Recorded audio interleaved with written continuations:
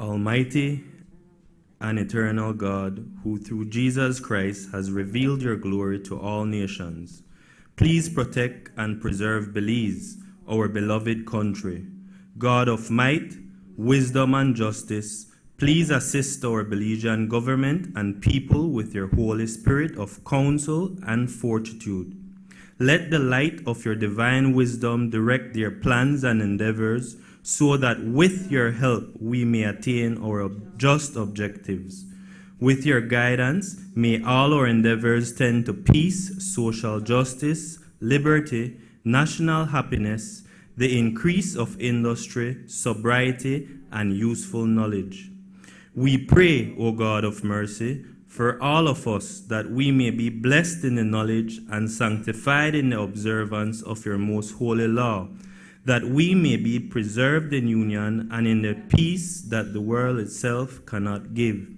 And after enjoying the blessings of this life, please admit us, dear Lord, to that eternal reward that you have prepared for those who love you. Amen.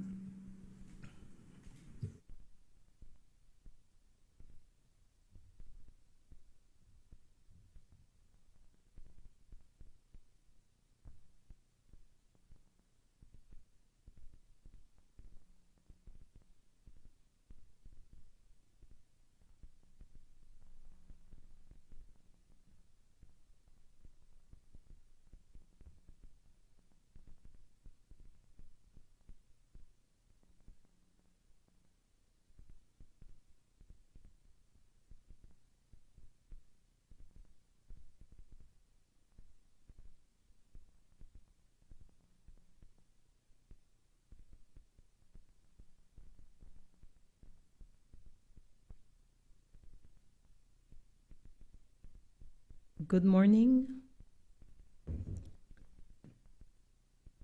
I am asking for 5 minutes so the clerk and I can just conclude a matter.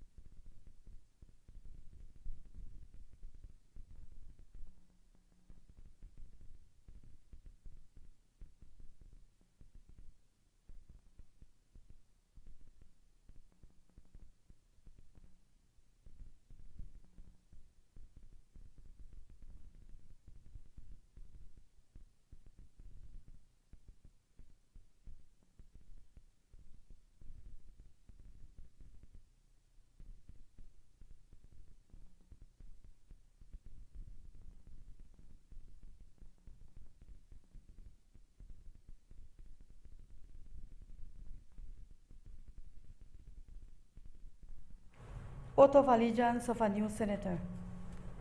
Madam Clerk, kindly administer the oath of allegiance to the new senator.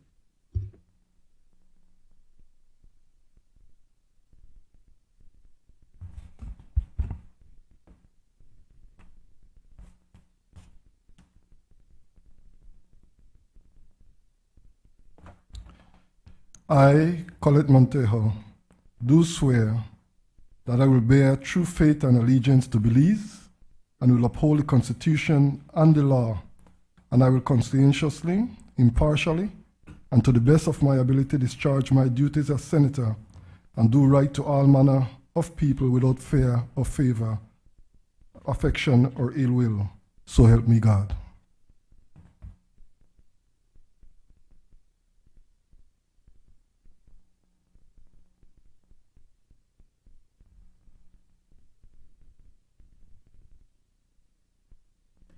Congratulations to you, Senator Colette Montejo, and welcome back to the sitting of the Senate, and welcome specifically to today's sitting. Announcement by the President. Good morning again. Today I note the following. One, as a reminder, the application window for the Young Women in Leadership program closes this Friday, December 19th at 11:59 p.m. As a reminder, the YWIL program is an initiative of the Women's Parliamentary Caucus in partnership with Parlaméricas, the Caribbean Women in Leadership program CWIL, and the CWIL Belize chapter, and the Youth Department. Its aim is to nurture young women's interests in politics and public leadership. 2, the National Assembly proceeds on recess tomorrow, December 17, 2025, until January 28, 2026. Therefore, this is our last scheduled meeting in this facility. I extend our thanks to the board, management, and staff of the George Price Center for providing us with the space during the period of the renovation and for their warm hospitality during this period. The next sitting of the Senate and committee meetings, therefore, will be held at the renovated National Assembly building on Independence Hill. I can also report that the House Committee conducted a tour of the renovations of the building on December 3rd, 2025. I also report today that the Leader of Government Business and I met with the Prime Minister and Speaker of the House of Representatives to discuss a parliamentary calendar to strengthen parliamentary structure and notice period for the sitting of the Senate. In principle, this was approved and agreed upon, and I will keep you updated on the same. Finally, while not on the order paper for today at the adjournment, there will be an opportunity for members to extend holiday greetings if anyone so desires. After all, we are entering the holiday period. Honorable members, by a letter dated 28 November 2025, Cabinet's recommendation has been signified to the following. 1. General Revenue Supplementary Appropriation 2024-2025, number 2 Bill 2025. 2. General Revenue Supplementary Appropriation 2025-2026 Bill 2025. And 3. Caribbean Development Bank 8th Road Project, George Price Highway, Belize City to Hattieville, Loan Motion 2025. Bills brought from the House of Representatives. I recognize the Leader of Government Business. Morning, Madam President. Madam President, I rise to take charge of the following bills. 1. National Assembly Powers, Privileges and Immunities Bill 2025, General Revenue Supplementary Appropriation 2024-2025, number 2 Bill 2025, General Revenue Supplementary Appropriation 2025-2026 Bill 2025, Justices of the Peace Amendment Bill 2025 and Domestic Violence Amendment Bill 2025. Madam President, in accordance with Standing Order number 49-1, I move that the bills be taken through all their stages forthwith. Honorable members, the question is that the bills be taken through all their stages forthwith. All those in favor kindly say aye. Aye. Those against kindly say no. The ayes have it. Papers. I recognize the Leader of Government Business. Madam President, I rise to lay on the table sessional papers number 10/1/15, Belize Government Lotteries Limited financial statements for the year ended March 31st, 2025, 11/1/15, Social Security Board Actuarial Performance Analysis of the Social Security Scheme at December 31st, 2023, number 12/1/15, Social Security Board financial statements for the year ended December 31st, 2023, and Independent Auditor's Report, Number 13/1/15, General Sales Tax Amendment Number 2, Regulations 2025. Number 14/1/15, Refrigeration Technicians Licensing Regulations 2025. Number 15/1/15, Environmental Protection Ozone Layer Protection Regulations 2025. Number 16/1/15, Motor Vehicles and Road Traffic Regulation and Transport at Border Points Revised Amendment Number 2, Regulations 2025. Number 17/1/15, Supplies Control Prices Amendment Number 33, Regulations 2025. Number 18/1/15, Supplementary Appropriation Number 2, Schedule for Fiscal Year 2024-2025. Number 19/1/15, Supplementary Appropriation Schedule for Fiscal Year 2025-2026. Number 20/1/15, Senate Amendments Standing Orders 2025. Number 21/1/15, Supplies Control Price Amendment Number 34, Regulations 2025. Number 22/1/15, Supplies Control Price Amendment Number 35, Regulations 2025. Number 23/1/15, Supplies Control Price Amendment Number 36, Regulations 2025. Number 24/1/15, Report of the Auditor General for the year 2015 to March 2016. And number 25/1/15, Customs and Excise Duties Amendment, Schedule 1, Order 2025. Honorable members, those papers are ordered to lie on the table. Presentation of report from Select Committee. I recognize Senator Janelle Chinona, Chairperson of the Women's Parliamentary Caucus Standing Committee. Thank you, Madam President. Good morning, colleagues. I rise on behalf of the Women's Parliamentary Caucus. Senators Galvez, Arana, Senator Pitts, and yourself, Madam President, are all integral members of the caucus, along with our colleagues from the House of Representatives, Honorable Teja Ramirez Garcia, Honorable Dolores Balaramas Garcia, and Honorable Tracy Panton. Madam President, with your permission, I would just like to read the key outcomes to date of the caucus, which are reproduced in the report. The Women's Parliamentary Caucus is advantageously positioned to champion key legislative and policy level actions that seek to address gaps and barriers for women's full participation, including access to key essential services and economic empowerment. To determine its priorities for gender equality and women's empowerment, the WPC has agreed to adopt the 2024-2026 strategic plan as a working document, because it was generated in the previous parliamentary session, towards agreement on priority actions to be implemented by the WPC in this parliamentary session. The WPC also aligns with the position that gender-based violence is at a national crisis level. In 2025, the WPC convened an information session with key stakeholders, including the Belize Police Department, the Ministry of Human Development, civil society groups, including Mary Open Doors, PETAL, Promoting Empowerment Through Awareness for Lesbian and Bisexual Women, and Productive Organization for Women in Action, POWA.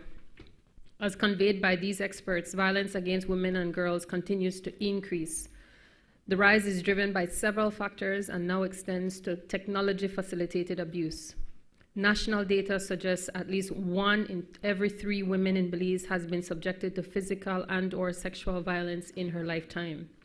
It is notable that intimate partners or other family members are the perpetrators of the majority of these cases.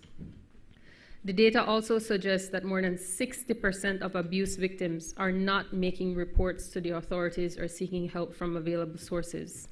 This infers that the true scale of the gender-based violence levels in Belize is much more significant than the official statistics indicate.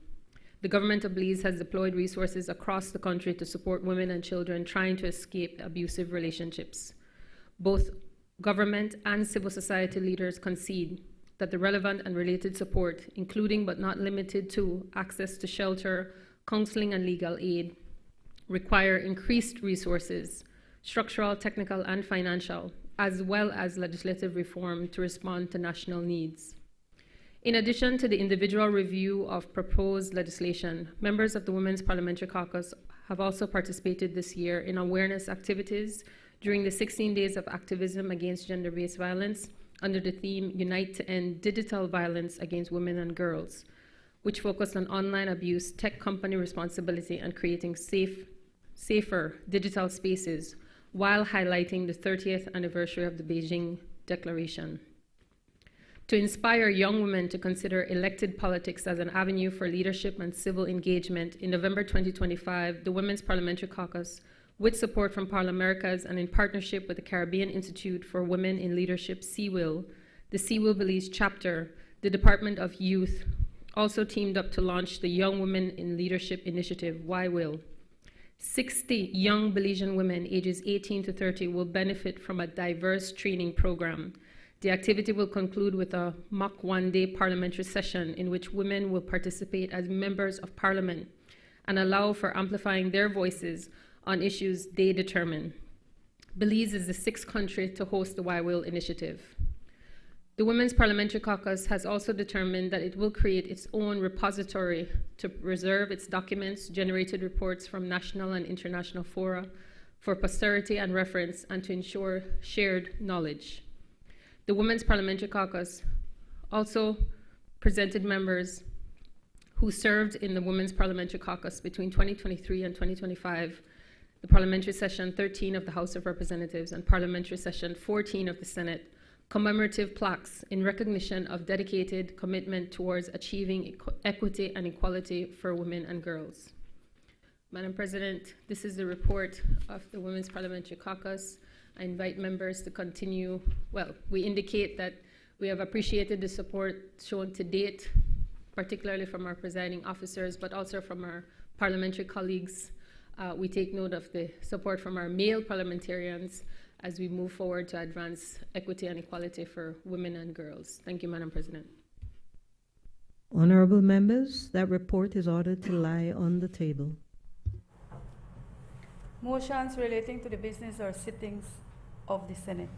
I recognize the leader of government business. Madam President, I move that at its rising today, the Senate adjourn to a date to be fixed by the President. Honorable members, the question is that at its rising today, the Senate adjourns to a date to be fixed by the President. All those in favor kindly say aye. Those against kindly say no. The ayes have it. Public business, government business, motions. I recognize the leader of government business. Madam President, I move that whereas Section 3.1 of the Loans Caribbean Development Bank Act, Chapter 74 of the Substantive Laws of Belize, Revised Edition 2003, provides that subject to such conditions as may be agreed between the Government of Belize and the Caribbean Development Bank, the Government may borrow from the bank from time to time such sums as may be required by the Government. And whereas Section 3.2 of the said Act further provides that no agreement in respect of sums borrowed under the powers conferred by Section 3.1 shall be executed unless the terms and conditions thereof have been first approved by resolution of the House of Representatives to that effect. And whereas the bank has offered to lend to the Government of Belize the equivalent of $34,542,000 from the bank's ordinary capital resources and its special fund resources. And whereas the purpose of the loan is to provide financing for the rehabilitation and improvement of approximately 24 kilometers of the George Price Highway from Belize City to Hattieville, and whereas the project will, among other things, improve the geometry of the road to international standards, improve drainage, increase the road elevation at selected locations to enhance its resilience to climate hazards, and improve safety for all road users. The project will also finance a replacement of the Burden Canal Bridge. And whereas the loan is being offered on the following terms and conditions: $25,982,000 to be repaid in 68 equal or approximately equal and consecutive quarterly installments commencing 5 years after the date of the loan agreement, interest at the rate of 4.9% per annum to be paid quarterly on the outstanding OCR portion of the loan, and a commitment fee of 1% to be paid quarterly on the unwithdrawn portion of the loan from time to time to accrue from the 60th day after the date of the loan agreement. Euros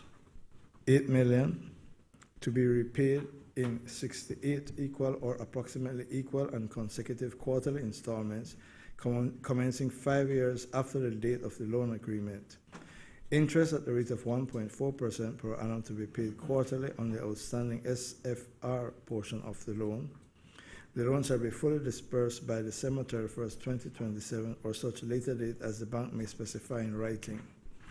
Now, therefore, be it resolved that this Honorable House, being satisfied that the loan proceeds would significantly assist the government of Belize in its endeavor to rehabilitate the George Price Highway to improve the efficiency, safety, accessibility, and resilience of Belize's most heavily trafficked road network, approves and confirms that the government may enter into a loan agreement with the Caribbean Development Bank on the terms and conditions set out above, and further authorizes the Minister of Finance to execute and deliver the said agreement and all other documents associated therewith. Madam President, this loan motion is to authorize the Minister of Finance to enter into an agreement with the Caribbean Development Bank to finance the improvement of the George Price Highway from Belize City to Hattieville. The government, as in the debate, as was disclosed in the debate in the House, acknowledges that the price tag for this piece of work is significant. It is high. The rationale and explanation for that, as we understand it, is that the particular terrain between Belize City and Hattieville is challenging. I believe people who drove to the Senate this morning would have recognized the challenges, or at least some of the challenges, that confront Belizean drivers and users generally of the George Price Highway. Madam President, the expenditure will lead to the replacement of 2 bridges, Burden Canal and the Hector Creek Bridge at Hattieville. Associated with that replacement of those bridges, substantial diversion will have to be built in order to allow traffic to pass while those bridges are being replaced. In addition to that, Madam President, there is a need for repaving, resurfacing, and widening of the George Price Highway. The experience of all of us as users of that highway recognize today that the current pavement has outlived its life. It is in a deplorable condition. The width of the road is too narrow. The absence of proper shoulders is a danger to users of the road. And of course, Madam President, the simple geography of the terrain. There are parts of that road whenever we have substantial rainfall, which flood every year and have a safety and other challenges created as a result of the flooding. Particularly around Mile 5, around Old Belize, the subsurface is unstable. The same applies as you get closer to Hattieville. That will require significant engineering and significant reconstruction in order to try to stabilize the road and to make it safer.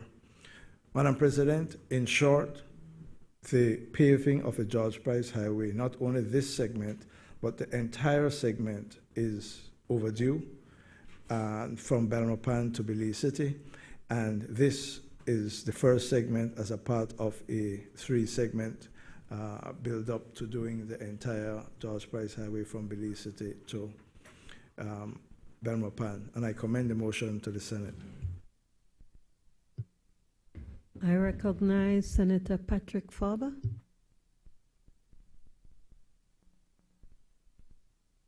Good morning, Madam President. Good morning, colleagues.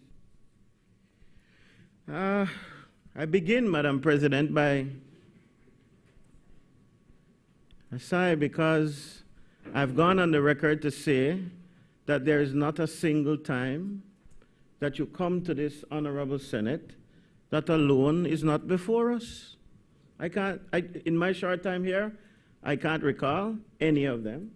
But worse, in the House of Representatives, where I've been for the entire time of the People's United Party, so I've been continuous in one or the other house, And every single sitting, Madam President, there is borrowing.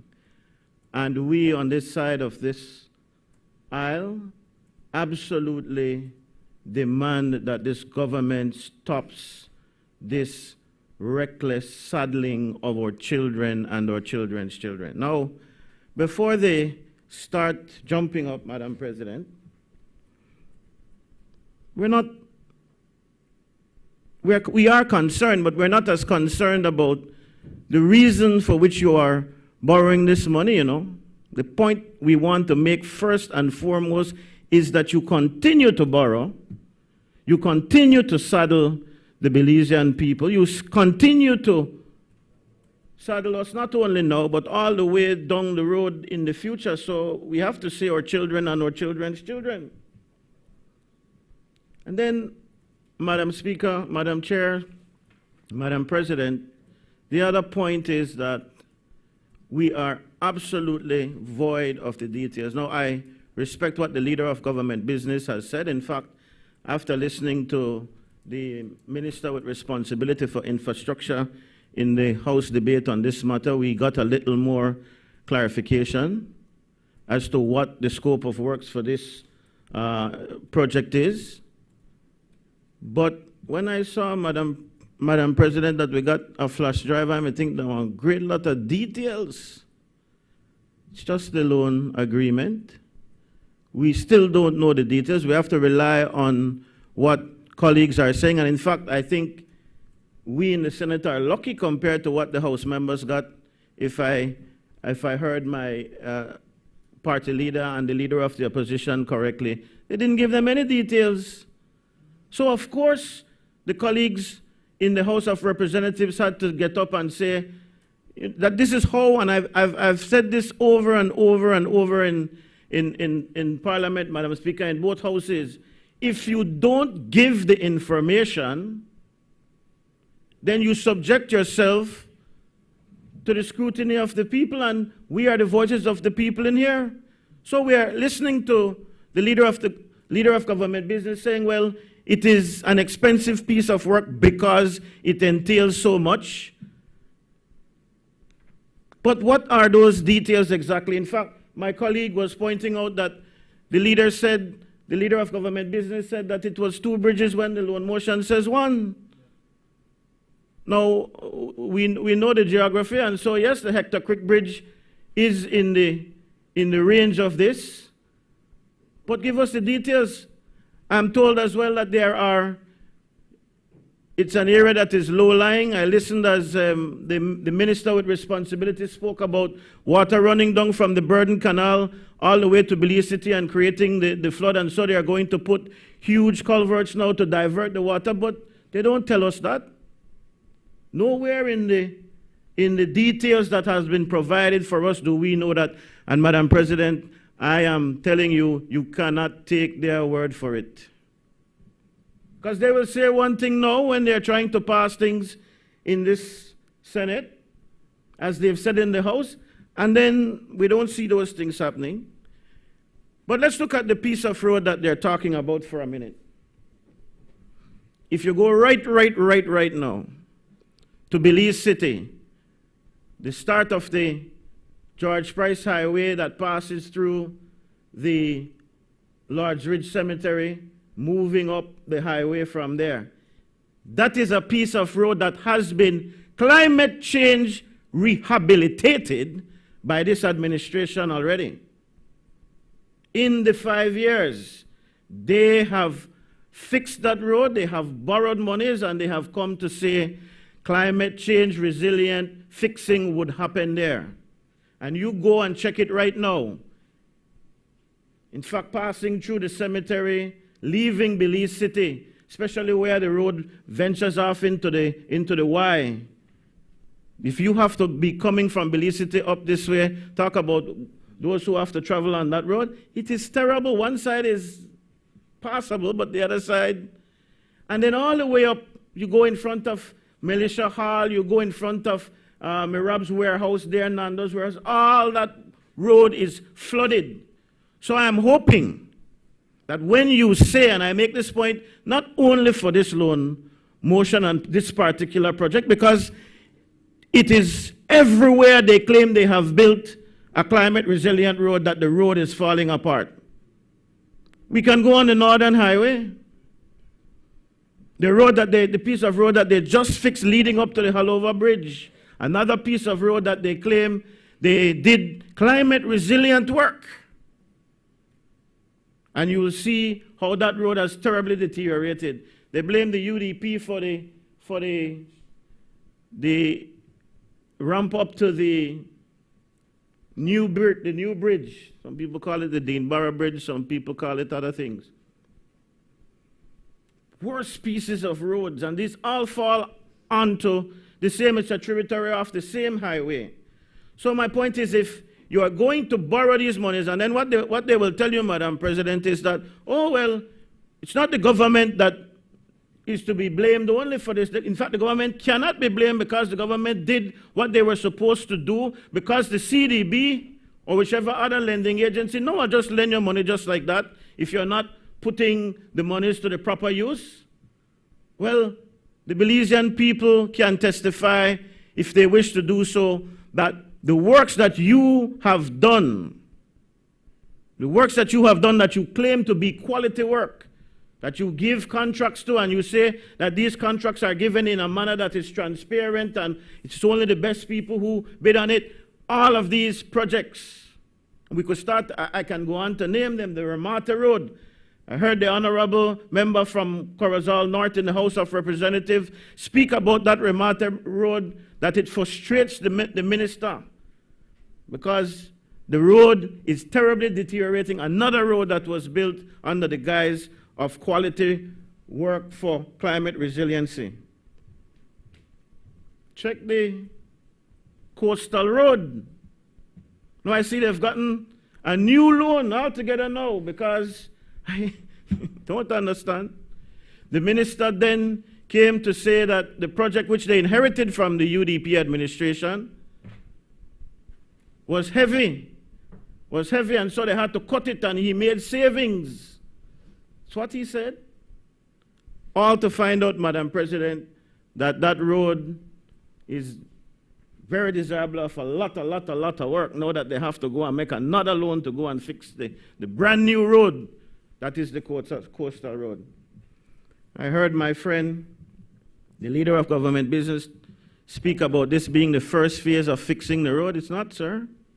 In fact, they've come, I believe now, twice to ask for monies to fix the portion from Democracia to here. That was when we complained about the $3 million plus per mile price tag from Democracia to Belmopan proper. Well, this is worse, but I will listen and I will hear. But again, where are those details? How much will the Hector Creek Bridge cost? How much will the Burden Canal Bridge cost? The road will be widened. I heard the minister said 2 lanes in some cases and 3 lanes in others because there will be at least a passing lane. They will fix the shoulders. I'm hoping that all of these things come to fruition, but the truth of the matter is you don't give the details because you don't want the people to know what details you are to be held to later on. The reason why that piece of road, and I'm no engineer, but what I've learned in my years of being around Belize is that if you don't have proper drainage, the road will eventually give way. They had hot mixed a piece of the Lord's Bank Road to go to my home, and because water settles in one area, it gave way. So all of these areas where you're not building the proper drainage, now see that they're putting in the drains in Ladyville, going up to Boom Cutoff and so on. That's the way it ought to have been, and that was why my friend, the minister, quickly corrected the honorable member for Freetown. I'm sorry, for Mesopotamia, when he pointed out that the portion of road in front of the flour mill from Belcan upwards cost $2 million plus per mile, and he quickly corrected him to say, well, that cannot be compared to this project because that project had infrastructure before. Yes, it was the infrastructure of the United Democratic Party government that built those drains, that built the bicycle passes, which they have now transformed into other things. And that is why you can have a proper hot mixing there. And even that hot mixing I'm not sure about, because I saw that there was a portion that waved terribly. They had to come back, lay it over, and then do it again after that again. But I suppose that is in the contingency. Madam President, this motion also, while it contemplates the borrowed money, it also puts us on the hook for, what is it, $17 million that the Belizean people have to find, taxpayers' money. $17 million. It's not only the loan from what we read in the agreement. The counterpart funding is $17 million. And again, this is a piece of road that is very, very necessary, and it could have been avoided if we had done the work properly from the beginning. And again, I know that they will go back and they will say all sorts of things. You have the power now. You are in control. You promised all of these things. You criticized when the UDP tried to do road projects. You remember when you all said, can't eat street? Now that seems to be the biggest thing that you borrow for. That was your campaign. That was your mantra against the last administration. I listened as the minister boasted about the projects at Caracol, the Remata Road, the road to Sarteneja, and all of these roads. When it was raised in here, they complained. You know, I see that a continuous point that they make is about the Farvers Road project. Some ancestor, I'm sure. But they complain about the price tag for that. And I suspect, in fact, I don't suspect, I know those who know that it was not just the construction of a road either. It's just what you are saying is the case for Belize to Hattieville, where there is need for drainage. The water running from Burden Canal runs down to the city, as the minister said. And so they have to build tremendous culverts to divert the water to the sea. We understand but this is why you should not play games when it comes to these things, you know. Because it was the same situation in Farvers Road. There's a canal that runs across that, and they had to build these humongous drains because the canal, in fact, it's the entire sewer system that runs across Farvers Road to the cesspool behind Jane Osha. But you don't tell people that. You come and you make politics out of things. And then you expect the opposition, now that we are opposition, to do the same. But we are bigger than that.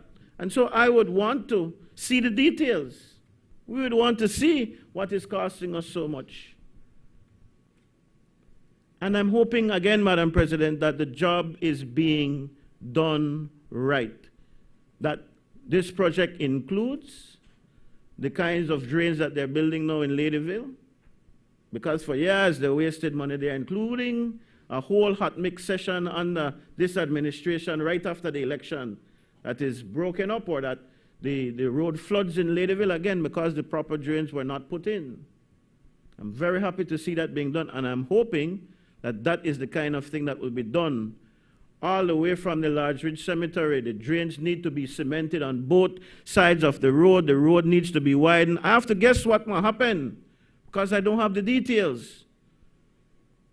I'm hoping that that is the kind of work that will happen. Otherwise, Madam President, if they are shortchanging the system again, if this is just something to give one of their cronies something, and the job will not be done properly, then we are going to be back here once again, because this is not the first time that we've heard these stories about Belize City to Belmopan.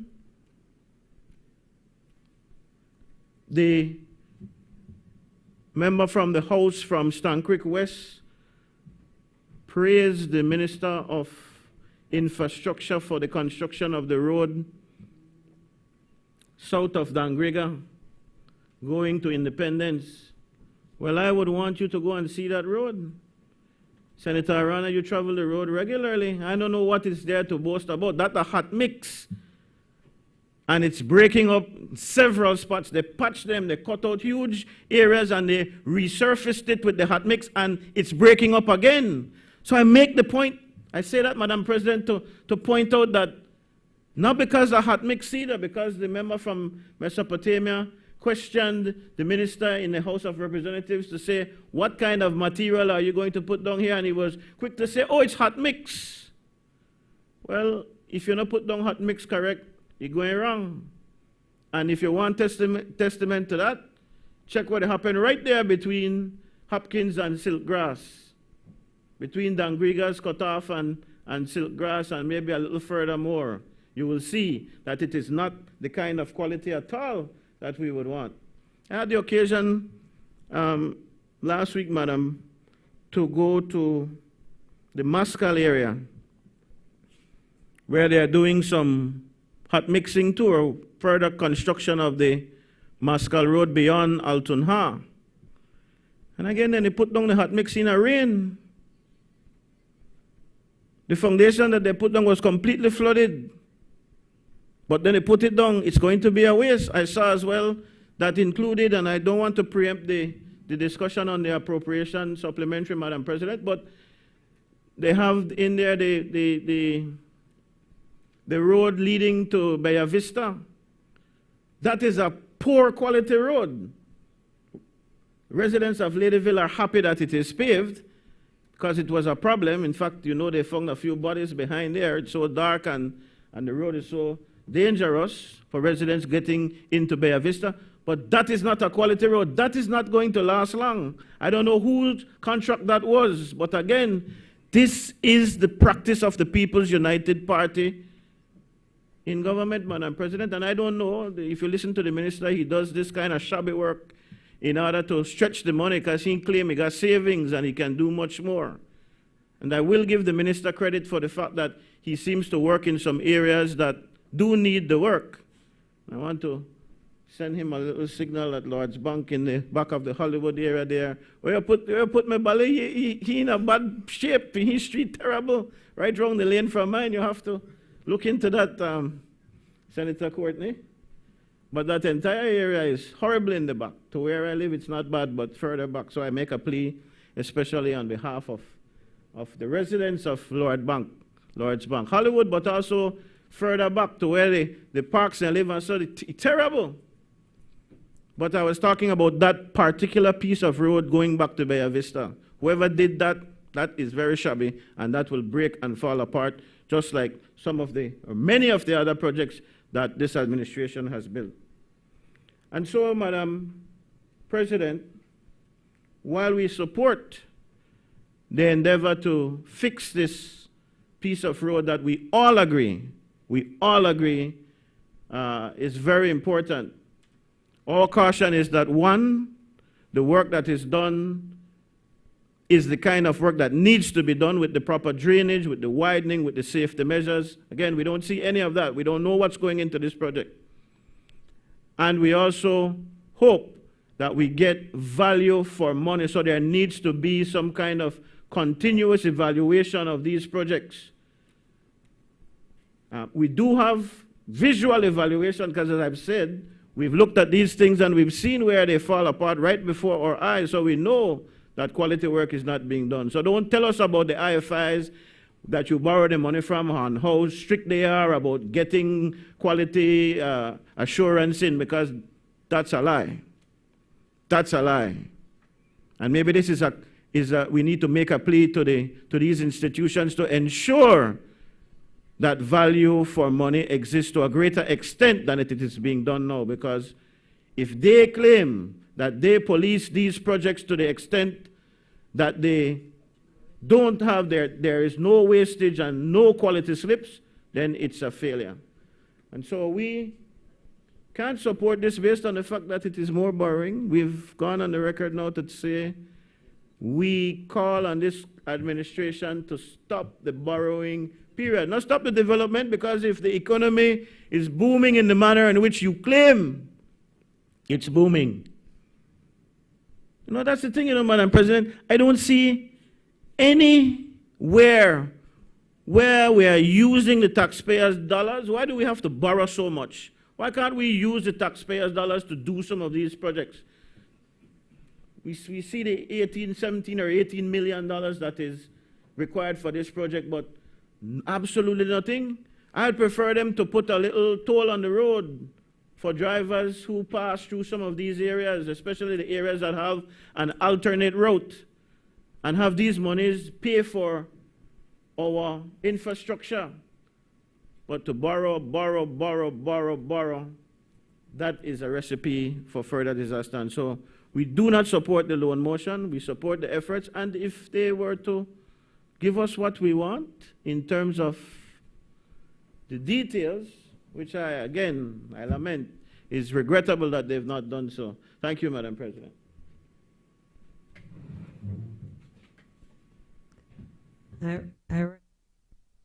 I recognize Senator Rosella Arana. Good morning, Madam President. I'd like to refer to my notes. I rise to support the Caribbean Development Bank 8 road project, George Price Highway, from Belize City to Hattieville, loan motion 2025.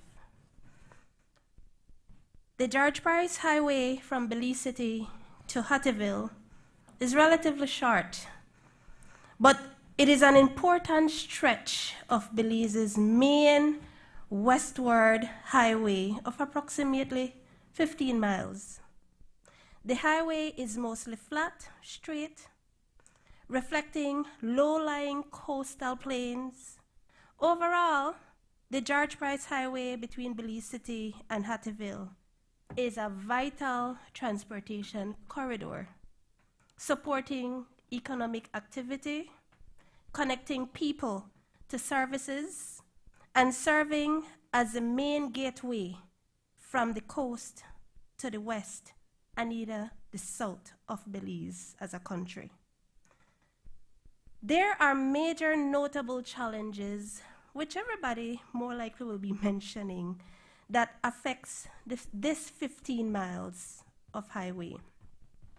Flooding, which has prevented the use of roadway during rainfall events. Classification of the pavement condition as poor. Some people would refer to it as pavement distress. Additionally, the absence of shoulders, variable wide widths, inadequate lighting, and I can go on to mention. But what is notable is the gradual sinking of the road at various locations, including Old Belize, where weak subsoils were identified. The approval of this loan, motion, and project will aim at improving the condition of the road, with enhancing its efficiency, safety, accessibility, and resilience. And if we look at the broad scope of this work, upgrading the George Price Highway 15.5 miles, focusing on drainage, introduction to lined drains and even sidewalks, which is not there at the moment, raising the road in flooded areas, foundation improvements to areas ongoing settlement near Old Belize, the reconstruction of the Burton Canal Bridge and the Hector Creek Bridge, and also, I'm pretty sure, the roundabout at Hattieville. Madam President, supporting the rehabilitation of the George Price Highway from Belize City to Hattieville is important for many reasons. It serves as a major transportation route. It will facilitate easier access to markets and services and employment opportunities. It can enhance trade and tourism, which is vital sectors for Belize's economy, if there is better infrastructure. It can improve road safety, or I should say, it will improve road safety by reducing accidents caused by poor road conditions. And enhancements such as better signage, lighting, and lane markings contribute to safer travel, which we all want to see. It can incorporate better drainage systems and the preservation of natural habitats and help mitigate the impact on local ecosystems. Improved roads can lead to quicker emergency responses and better access to healthcare facilities, contributing to the overall public health. And the highway can be more resilient to natural disasters, ensuring that transportation routes remain open during adverse conditions. For these reasons, Madam President, I strongly support this motion. Thank you.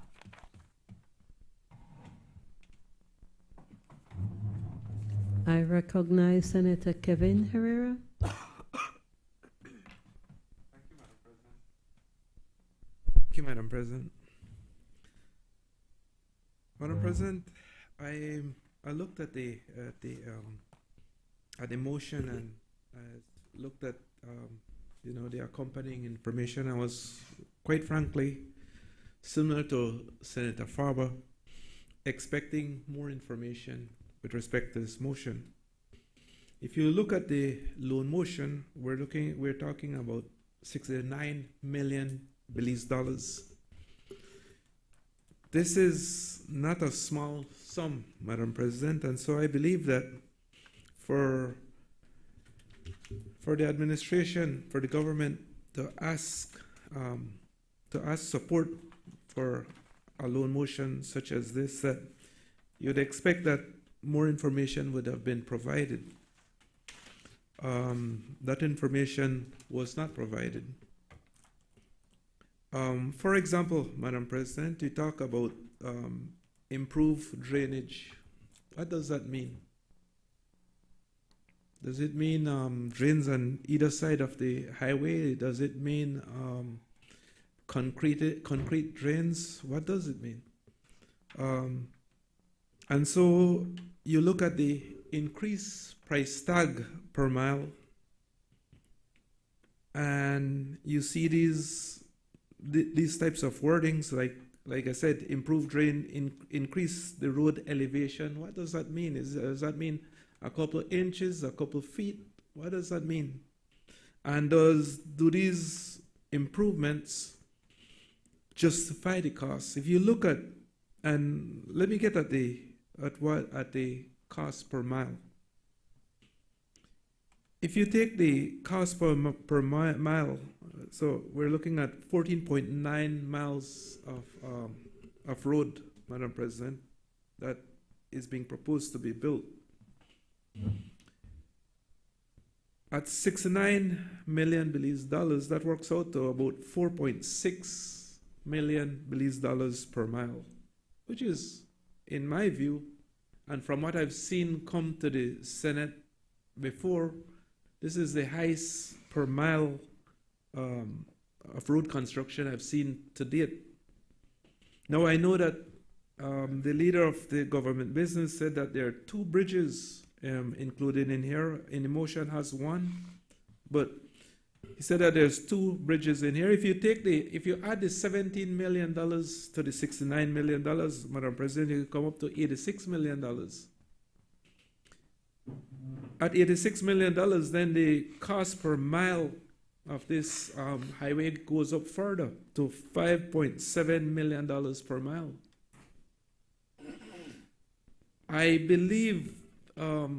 the highest I've seen come to the Senate before was $2 or $3 million per mile, and so this seems pretty significant in terms of the increased cost per mile of this highway.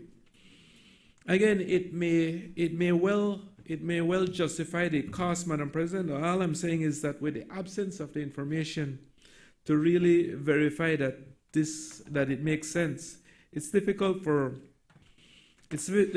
us in the Senate to say, you know what, this looks reasonable, because we don't have the information to back that up. And so, whenever we are looking at loans, Madam President, that we'll have to be paying back for many years to come, I think that the first payment for this is within 5 years, that these types of obligations, loan obligations, will be with us for a long time. And so it's important that when we make decisions like these, that we have all information so that we could make an educated, an informed decision to support or not. It's difficult to make that decision to support or not, Madam President, simply because the information is not there to back it up. And so I believe that the government, that the administration owes Parliament the responsibility, Madam President, that when they come and ask for support for loan motions like this, that they provide the type of information so that we could make that informed decision. And that is not the case today, Madam President. So in my view, it's difficult to support the project when we don't have the information to verify what they're saying. Thank you, Madam President. I recognize Senator Hector Guerra. Good morning, Madam President, Belizean public.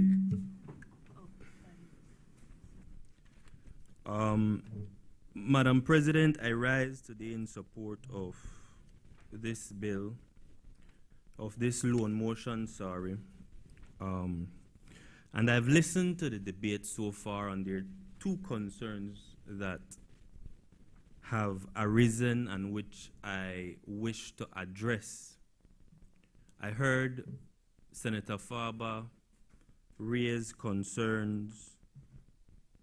Well, let me put it differently, say that he is not against the reason behind the loan motion, but he raised concerns as it relates to quality, as it relates to details, and I wish to address those points for the benefit of the Belizean people. I wish to say that what we're being asked to support is a vote that would see to the improvement of one of the most trafficked parts of the George Price Highway. A part of the George Price Highway which is sinking and which is susceptible, which is vulnerable at the moment to the elements, including the rising sea level, including whenever it rains significantly. Portions of that road, including the portion that it's in front of Old Belize, including the portion that is around mile 10, constantly go underwater whenever it rains too much.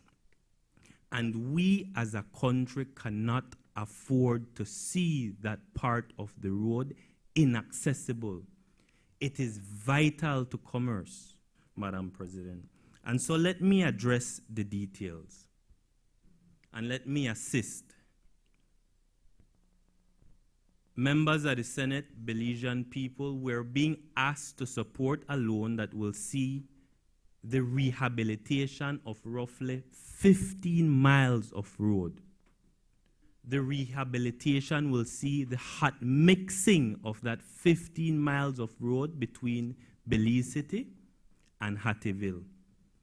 It will see the widening of the road. The road shoulders, as they now stand, are not sufficient whenever a car has to overtake, whenever there's a risk of an accident, the shoulders are not wide enough to allow a car to pull off at present.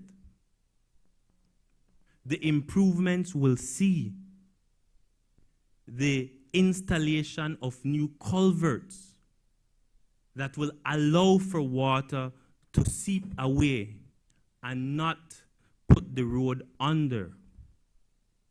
The improvements will see a new road base so that the road will now be elevated.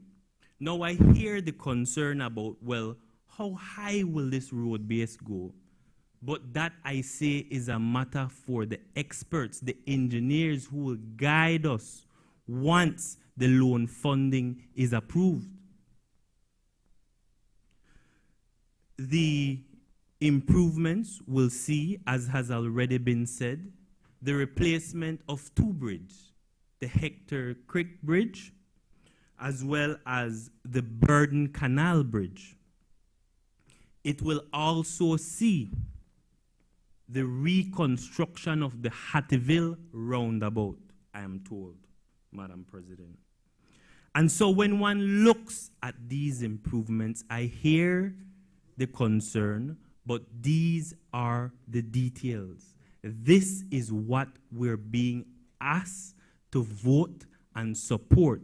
It's a support that we're being asked towards economic resilience, towards environmental resilience, and to ensure that we at all times have access to this critical road network and to Belize City. So those are the details. Now, if we're not against the reason behind the loan, the only things left are perhaps the terms of the financing or the quality, the execution that will follow. So let's look at the financing. All in all, this is financing that we're being asked to support that will benefit what is a productive asset in this country. Day in, day out, trucks use that vital piece of road to go to the port, to deliver goods. Entrepreneurs need that road, Madam President. So when we look at the financing is coming from a bank called the Caribbean Development Bank. This isn't a commercial bank.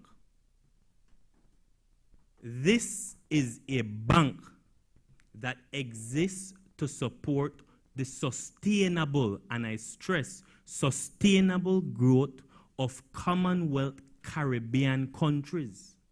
It was formed in the 1960s, and the reason is to assist with the alleviation of poverty. It includes also, I believe, the United Kingdom and Canada, if I'm not mistaken.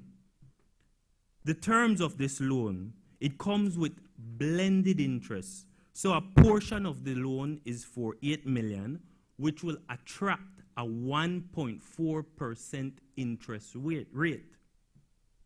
The other portion of the loan, which is roughly $24 million, will attract a 4.9% interest rate.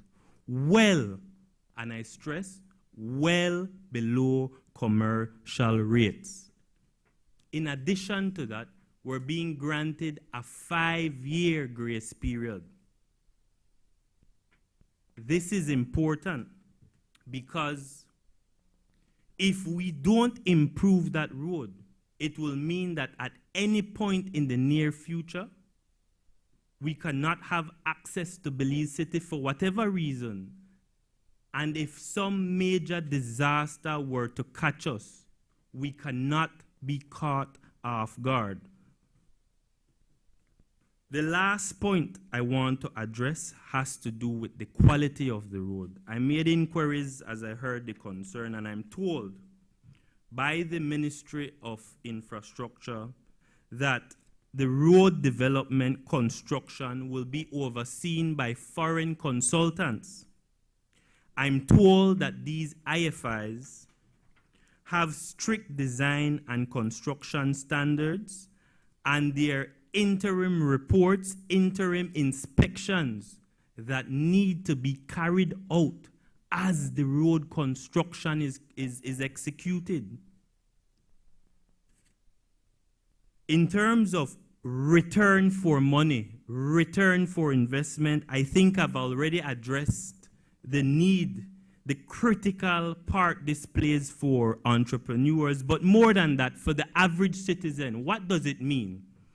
It means that your travel to Belize City will likely be reduced once the time it takes to get to Belize City will likely be reduced once the road is completed.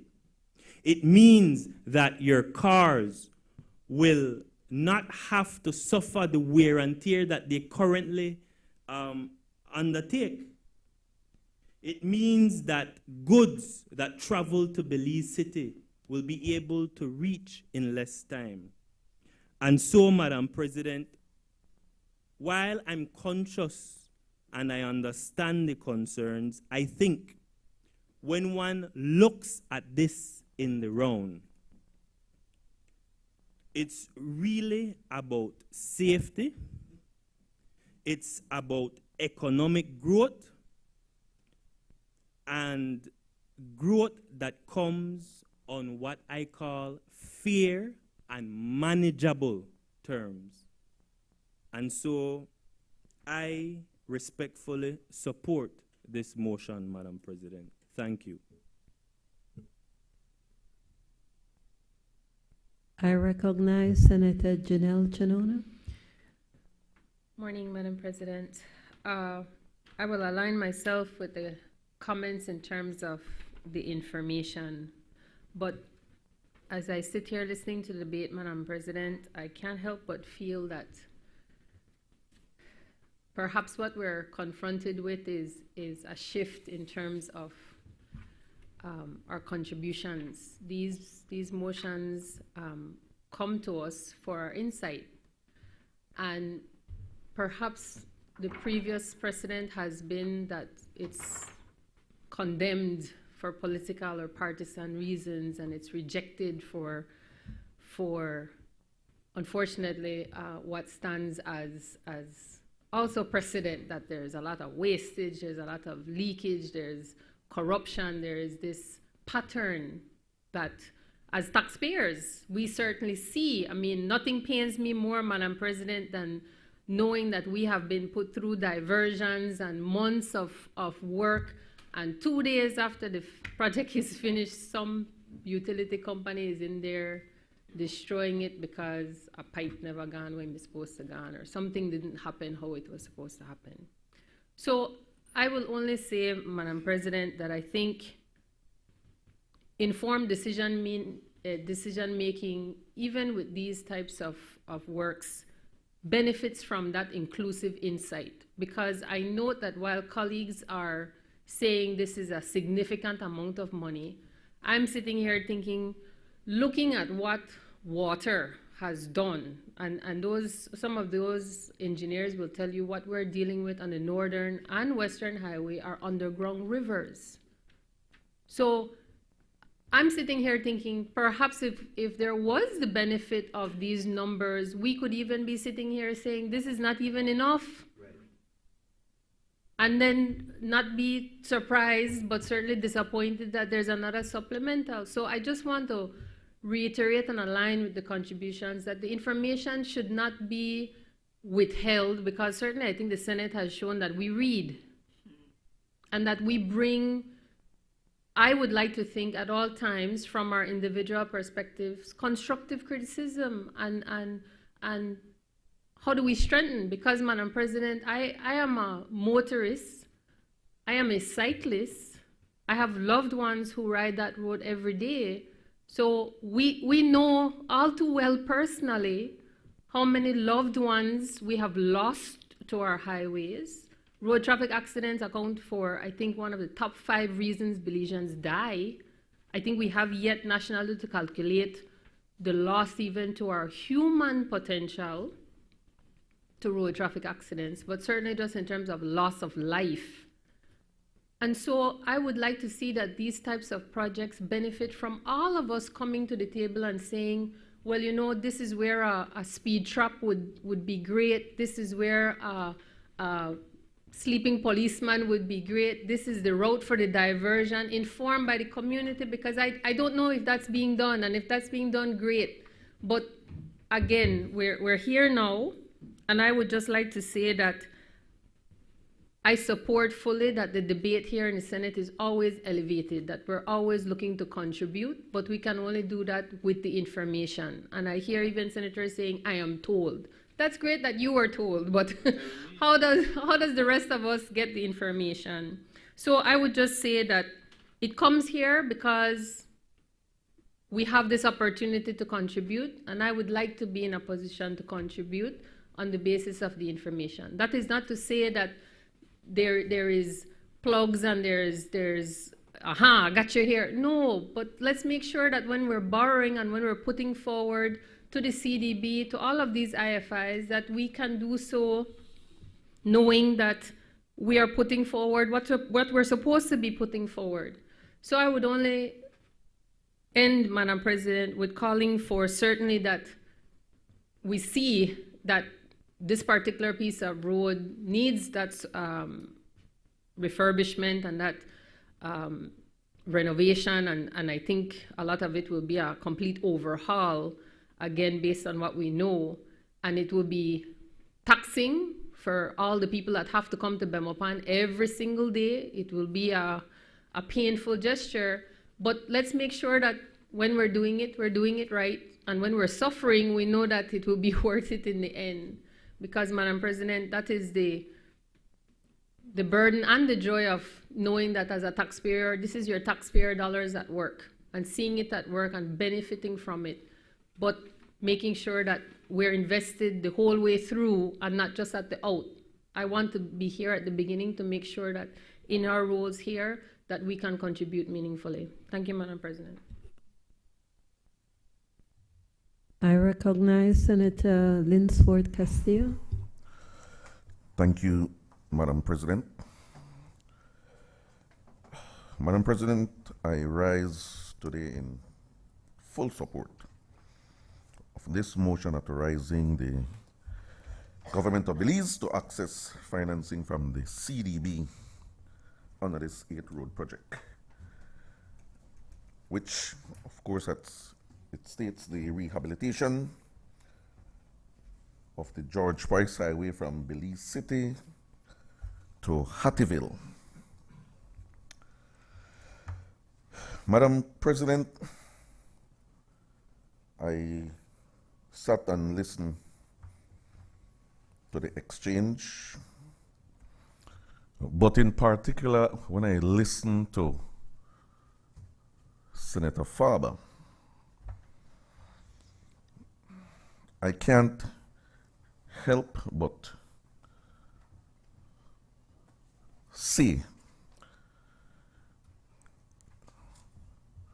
that I am disappointed, and probably I caused that by myself, because I am an optimist by nature. I always think positive and expect the same from others. But I say that to say because I would have thought that this motion would have be supported readily. Because at the end of the day, in this project, that will benefit all of us that use that stretch of road. Not only PUP drive the road, or UDP, everybody uses the road. Huh? I am saying the road, it benefits all of us. Not only if it benefit the PUP, that is what I'm saying, Senator. But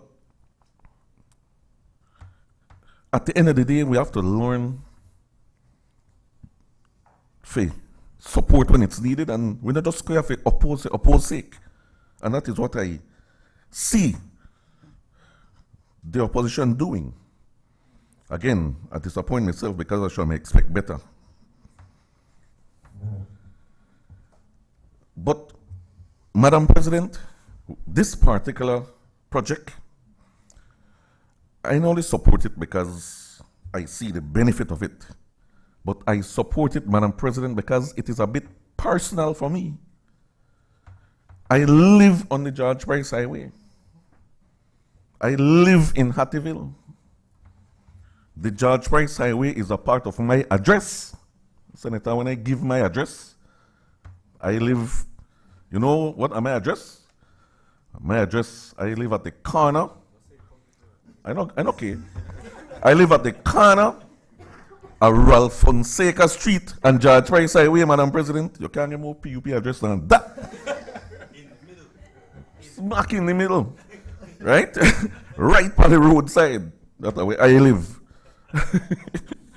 So this is personal to me, and I am looking forward to see this project materialize, because like many of us, I use the George Price Highway every single day, and I've seen a lot traveling on that road over the years, and I see why this project is absolutely going to benefit not only infrastructure-wise, but it is going to be a key to national development, Madam President. And growth and development comes with a price. You know, free. When this government decide to approach a bank like the CDB, another IFIs, it is strictly to grow and develop this country. We know the play, we know the waste time. We still reel for 13 years of neglect under the UDP government. And Madam President, I honestly, I want to say this, right? I listened to Senator Faber speaking earlier. And when he talk, all I could say, when I look back here and I could remember, I just say Tarkus, Pibil, and Rum. That's all I say when I listen to him just now. Senator Linsford Castillo, can you stay close to the motion at hand? I am making a point, Madam President. I say that, Madam President, because when I think about the Petro-Carib funds, which could have been used to rehabilitate the same highway, the same George Price Highway, millions upon millions upon millions of dollars were there, available, practically right in our coffers. They talk about why we have to borrow and borrow and borrow. I say things like the misuse of the Petro-Carib funds. Hustle? Please don't use that word.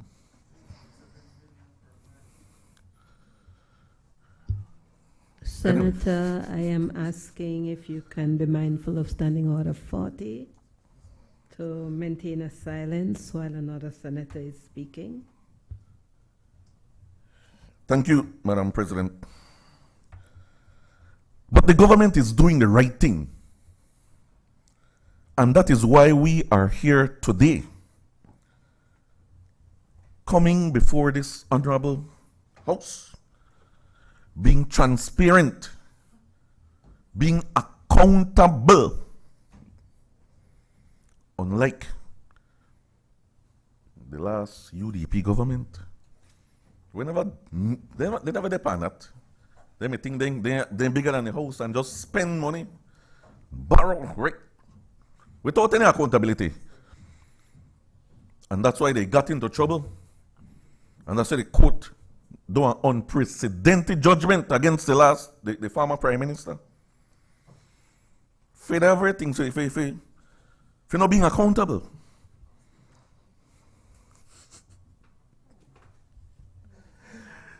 So, this This government has its priorities right, Madam President.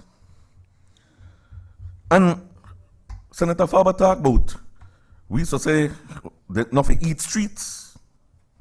And now we do the same. No, that is absolutely not true. The reason women accuse you that we can't eat streets is because infrastructure, road work, was not prioritized. It was used for something else. And the road works, some of the disguise. I know what I'm used for. But if I could read between the lines, I don't know what they talk about. And so, when we used to hear about any projects in the past, oh, then they do this, and they do that, and they do this, we knew what was behind it. But this government, we got three priorities right. And so, we could look at practical examples of the works of the past. Senator Faber talked about Faber's Alley. Not Faber's Road. Because that name Faber's Alley, as far as I'm concerned, because it is so narrow. It is so narrow that two vehicles can drive side by side. So, that is a legacy of the United Democratic Party when it comes to infrastructure. Not to mention the Chetomal Boulevard. Something I still don't think Senator Cordin they opened that thing yet. That you know. Still, we could drive that right now and you could see the horrible condition, especially coming off the bridge going towards the George Price Highway. Yeah. But it shouldn't have stand so. If only so effective when it comes to infrastructure. In fact, as the ability he get in a condition, did never repair. Always been a problem. And that's something where this government will have to solve and will solve. Because we are prioritizing, my brother. I just say we have our priorities in order. But no make we oppose sake, senators. Let us look at the worth. Let us look at the benefits that this project will deliver.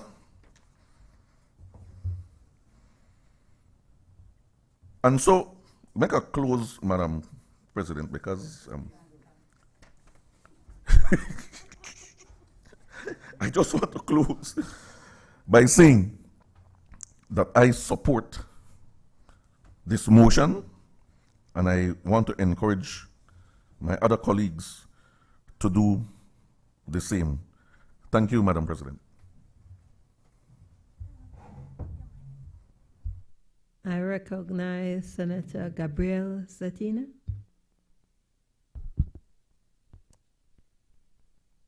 Good morning, Senators, Madam President. May I refer to my notes? Thank you.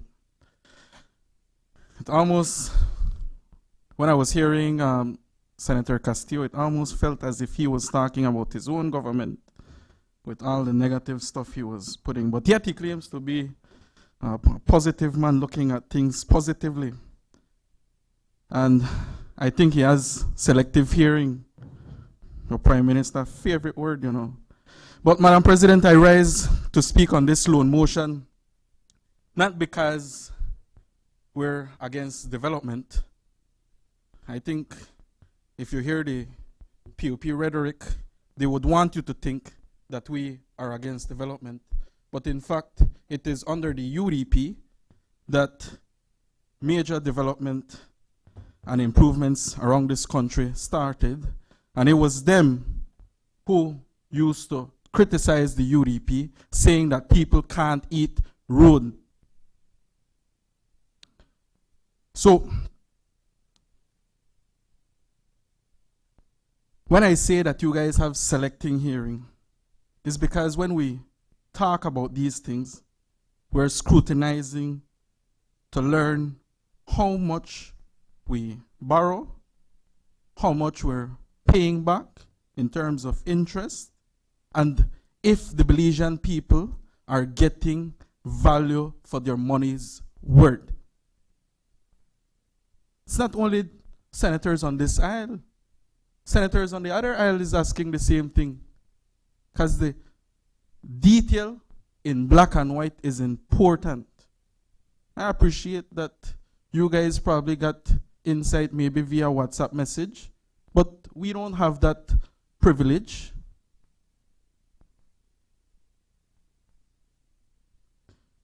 Madam President, and I will disregard this because I had prepared this prior to Senator Guerra speaking, because we didn't really get all the details, right? But I will give him the benefit of the doubt.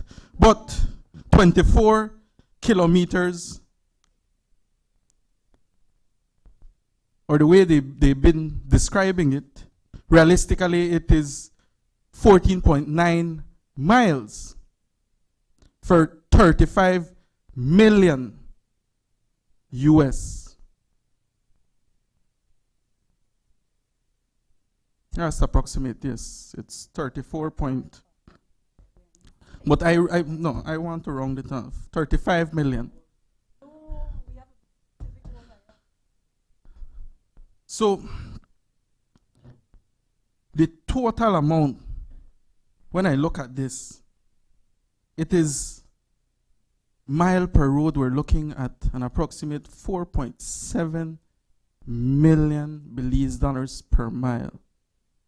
Listen, man, you spoke already, you have to listen, because that's why when you talk and you speak and you say, not only UDP or PUP will be driving this road. Who came up with that?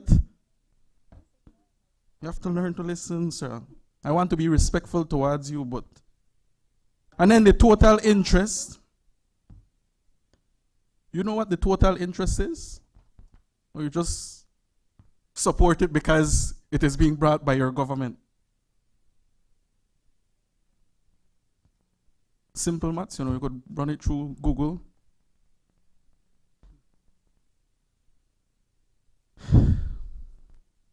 The longer we take to pay back a loan, the more interest it applies.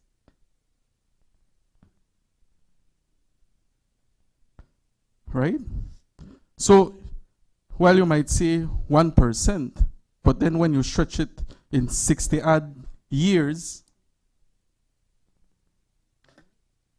right. But there is two sets. There is an 8 million plus, and then there is a second one for the 25 million. The 25 million is 4.9%, and then the 8 million is 1%. But I will focus right now on that 25 million. And if we add that 1% commitment fee, based on my calculations, we're looking about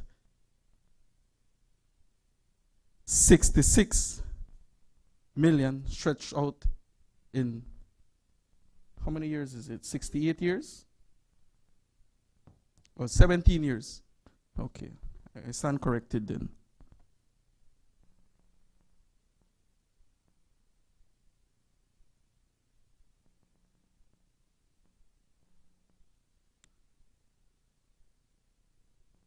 Okay.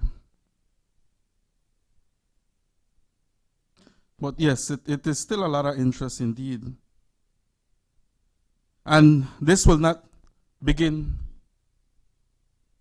to be repaid back until 5 years from now.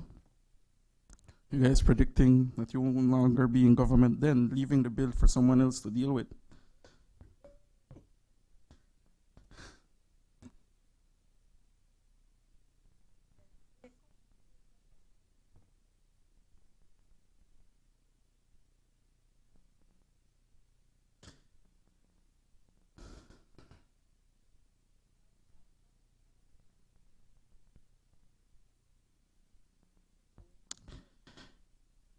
New roads, when you guys described roads and then bring it into the Senate and say it is climate resistance. That does not mean that you guys get a free pass, you know, and you can bring whatever amount you want. Time and time again, I'm seeing a pattern. And this is not political rhetoric, but when you guys were in opposition, you guys spoke against building of road. You guys spoke against the borrowing. Madam President, there is no difference today. Every Senate meeting, and I've said this before and I'll say it again, there seems to be a loan motion on the table. Where's the taxpayers' dollars going into then?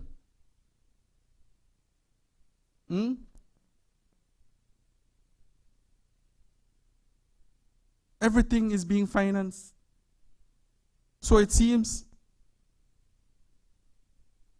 And then earlier this year, you guys beat your chest talking about Belize's debt to GDP.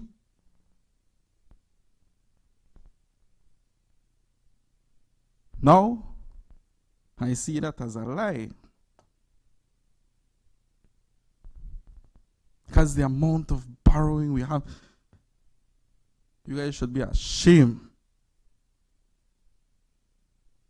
You tell this country that everything is under control, but yet in every Senate meeting, we're having to deal with another loan motion. Madam President, the real issue here is the fact that we do not have all the facts.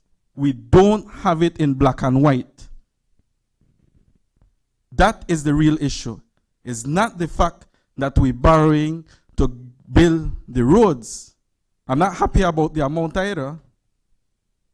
But the main argument that we're making is that we should have all the facts. If you don't want to give it to us, give it to the Belizean people, because it is their money that we're spending. We're borrowing in their name. And they deserve to know all the details. So don't tell me about accountability and transparency. And this is just one example of many. Time and time we come to the Senate and we don't have all the details. Thank you, Madam President. I recognize Senator Brittany Galvez. Thank you, Madam President. With your allowance, I'd like to refer to my notes. Today, I rise in full support of the Caribbean Development Bank 8 Road Project, George Price Highway, Belize City to Hattieville Loan Motion 2025.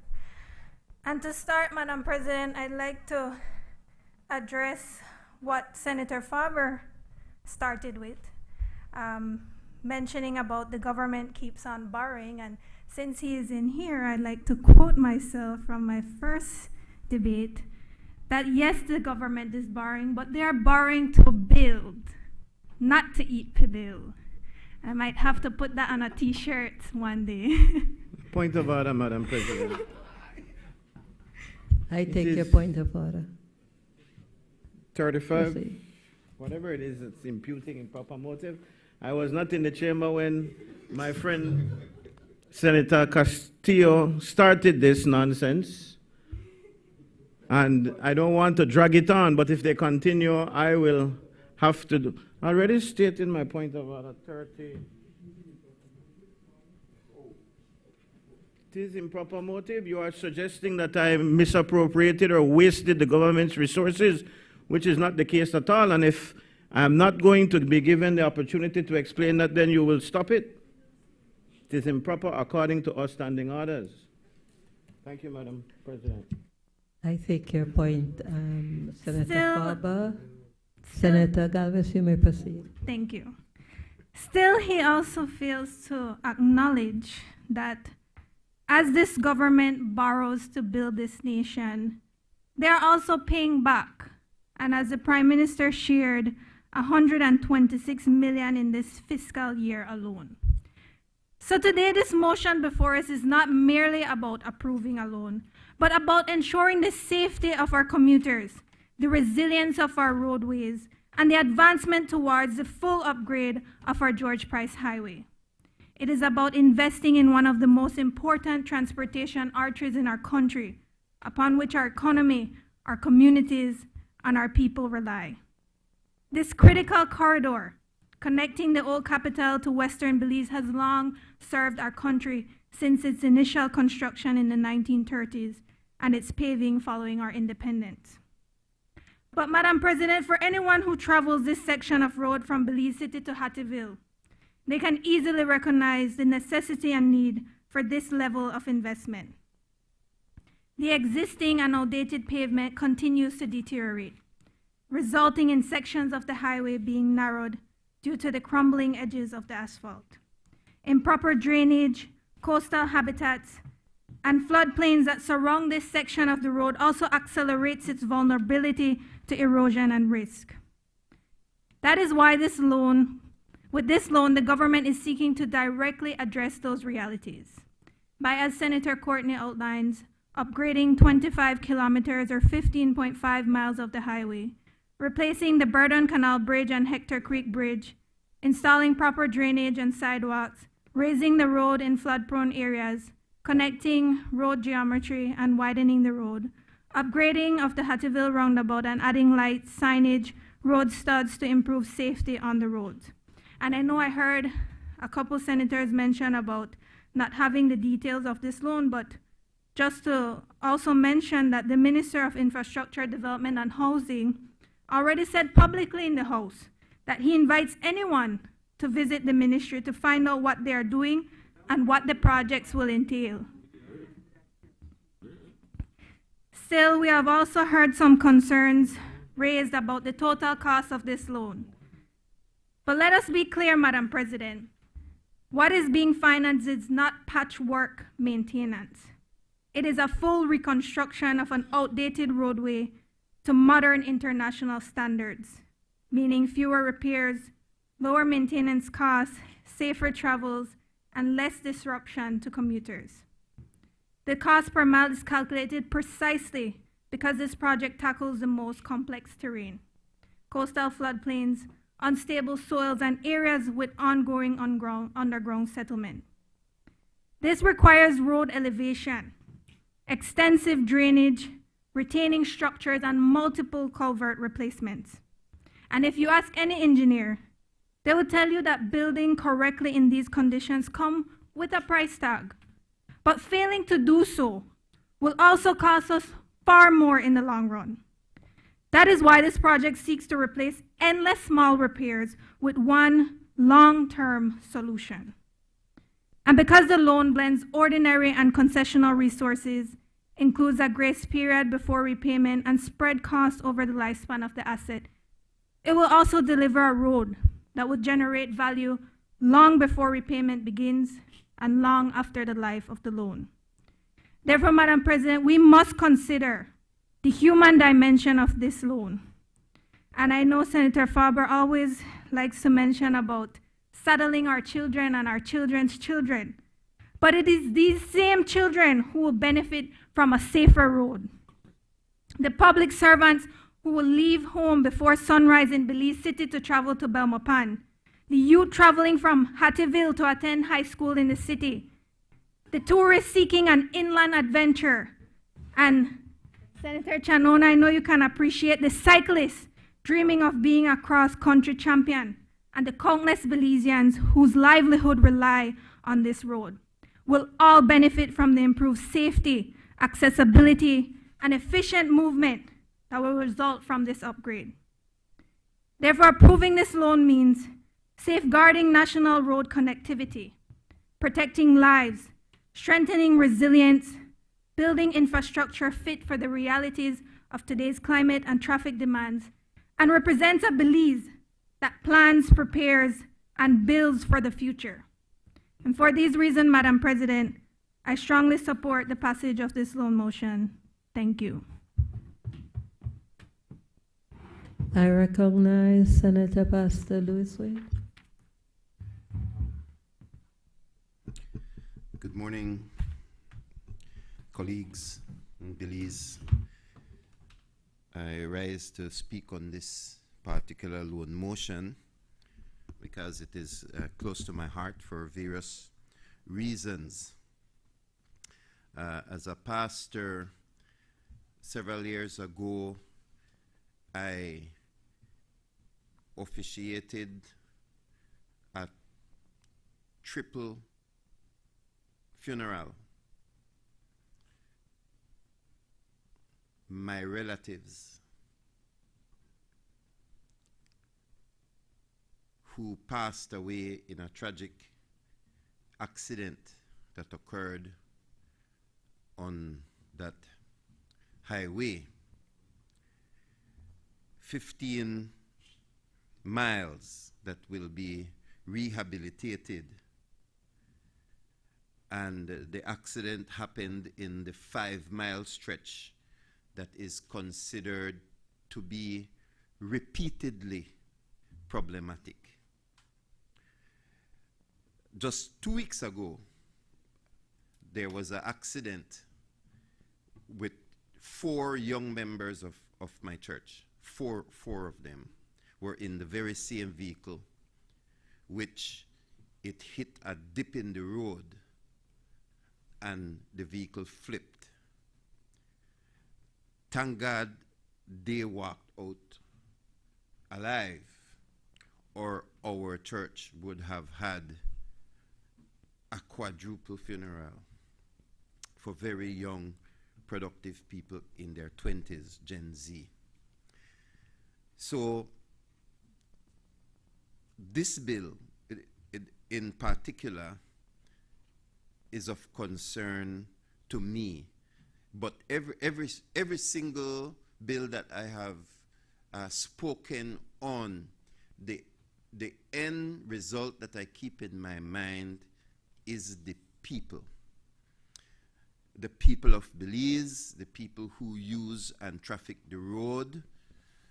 And I know that there is talk from the different sides of this Honorable Senate as to the benefits, the costing, etc. of this highway. And I think everything that has come so far from the different sides of the House are important. But I have to talk a little bit about the road condition as it relates to the waviness of the road, the edges that are razor sharp for tires. There are drops that are 6 to 8 inches in certain parts, very narrow. And then as you approach Belize City, there is the stretch that has been called in front of Old Belize, Barton Creek Bridge, etc.,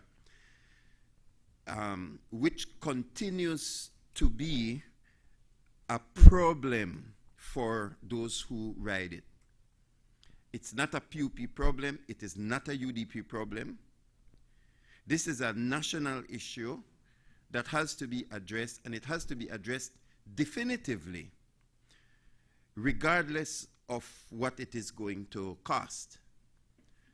But when I see cost, I want to ensure that the remedy is going to definitively fix the problem.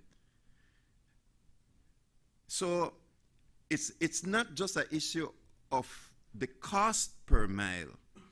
The question is going to be, will it truly fix the problem? Not via speech or pleasantries, because it matters. It matters. So most of us, I believe, drive this particular stretch of road on a regular basis, and the funding that is being proposed or sought for approval is for 15 roughly 15 miles of that stretch. Of that 15 miles, 5 of it, or 1/3, is extremely problematic. It is extremely problematic, and it occurs at both entrances to Belize City.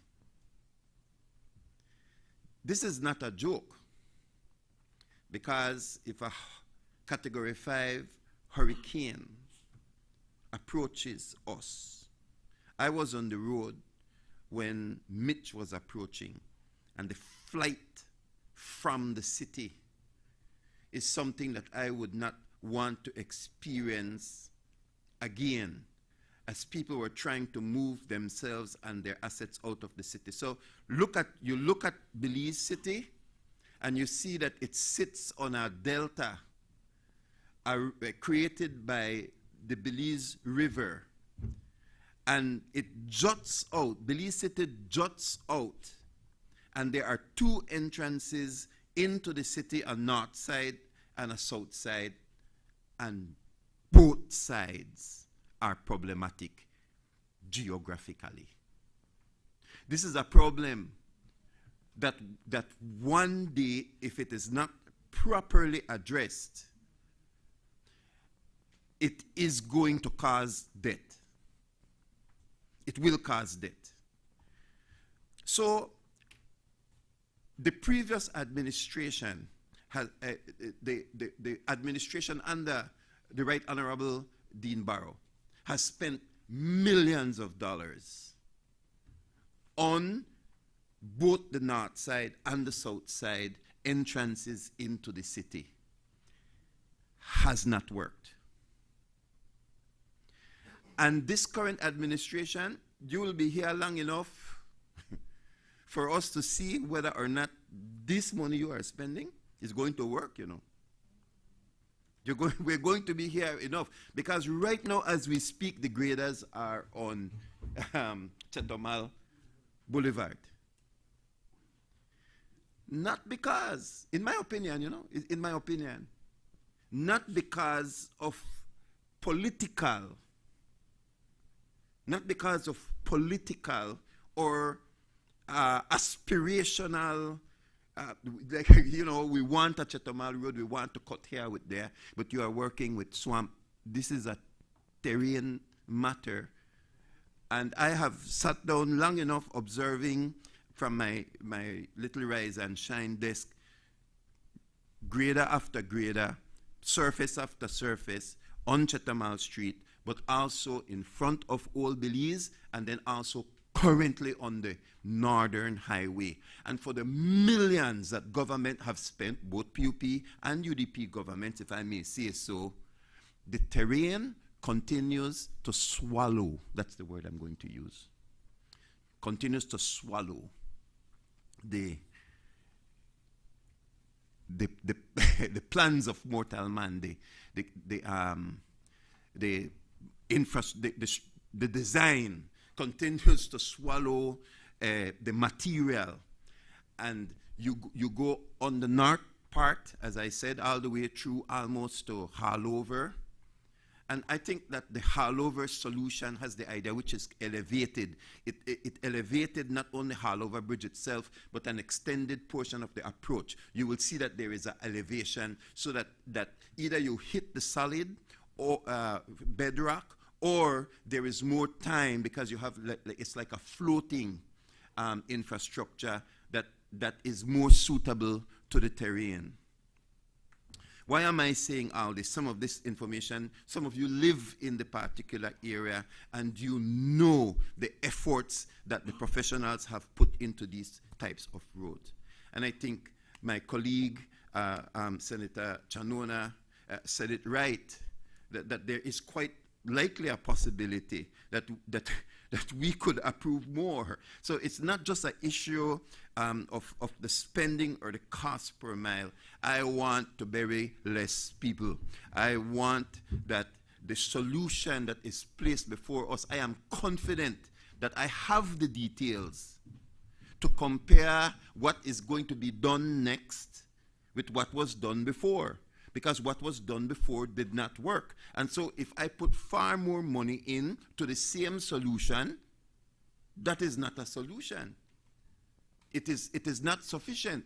So having the evidence, because I have a little bit of science knowledge, but I have the friends who are engineers, who I can then take the information to say, does this solve the problem? So why are we sometimes protective of information? And that's, I got to call it protective because it's not available when the decision is needed to be made. Why would we not be given the information in time so that we can solve a problem? And I'm going to repeat it again from this particular location. Both entrances to our country's largest municipality by far are constantly under repair because the structural design is inefficient for the type of terrain that Belize City sits on. This, I believe, is an extremely important matter. And so, what are the engineers saying already? What are my friends saying already? They are saying that it appears to be the same solution that has not worked. That we are again using geotextiles, which is sinking. So you're making it higher, and yes, there are a little bit of talks about what's going to be different, but it's not different from an engineering perspective as it relates to a solution. And so I wouldn't want to only rely on what my friends who are engineers are saying, that it's just more money with the same solution, so that more money we are going to swallow. I would want the details so that we are able to say, no, this is different. That the reason why we are approving far more money is because we have a definitive solution to the matter. Because at the end of the day, again, people's lives are at risk and will continue to be at risk if the money we are putting in does not definitively solve the problem. And so, they are saying that these roads are repaired every 3 years. For the past 20 years. It means we will still be here in a few years' time, and this highway will come up again. Has it not? Before my time? Yes, it has, because I've been doing this through the television aspect of it, just the morning show aspect of it. The repeated repairs in front of Old Belize, repeated repairs on the Northern Highway, and you just look across the road and you see the houses.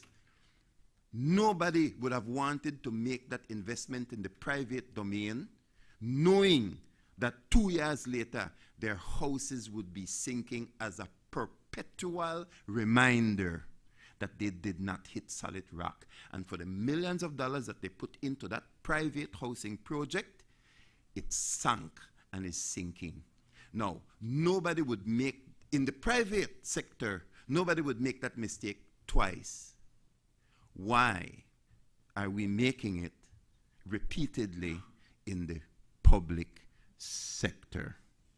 That is my question. I would never do it if it happened once. And so I have the question, which is, for the amount of money that you're asking me to vote on now, is it just a slower absorption of the road that will take place? And why is it that I can't answer it? It's because enough information was not provided so that I could definitively know, less funeral, we can drive the road safer for a longer period of time without having to slow down for the orange cones because they're repairing it again. And so, Madam Speaker, Madam President, my apologies, I will close with that. but the average work, this is information that I'm getting from people who are engineers who have worked on the road, that the average repair is every 3 years for the past 20 years. And so what I am now only hoping that I don't have evidence for, that I would have loved to have, is that the money that we are approving today is for a different solution. Because I will close with this. The terrain is not unique. It is unique to Belize, but it is not unique to the world.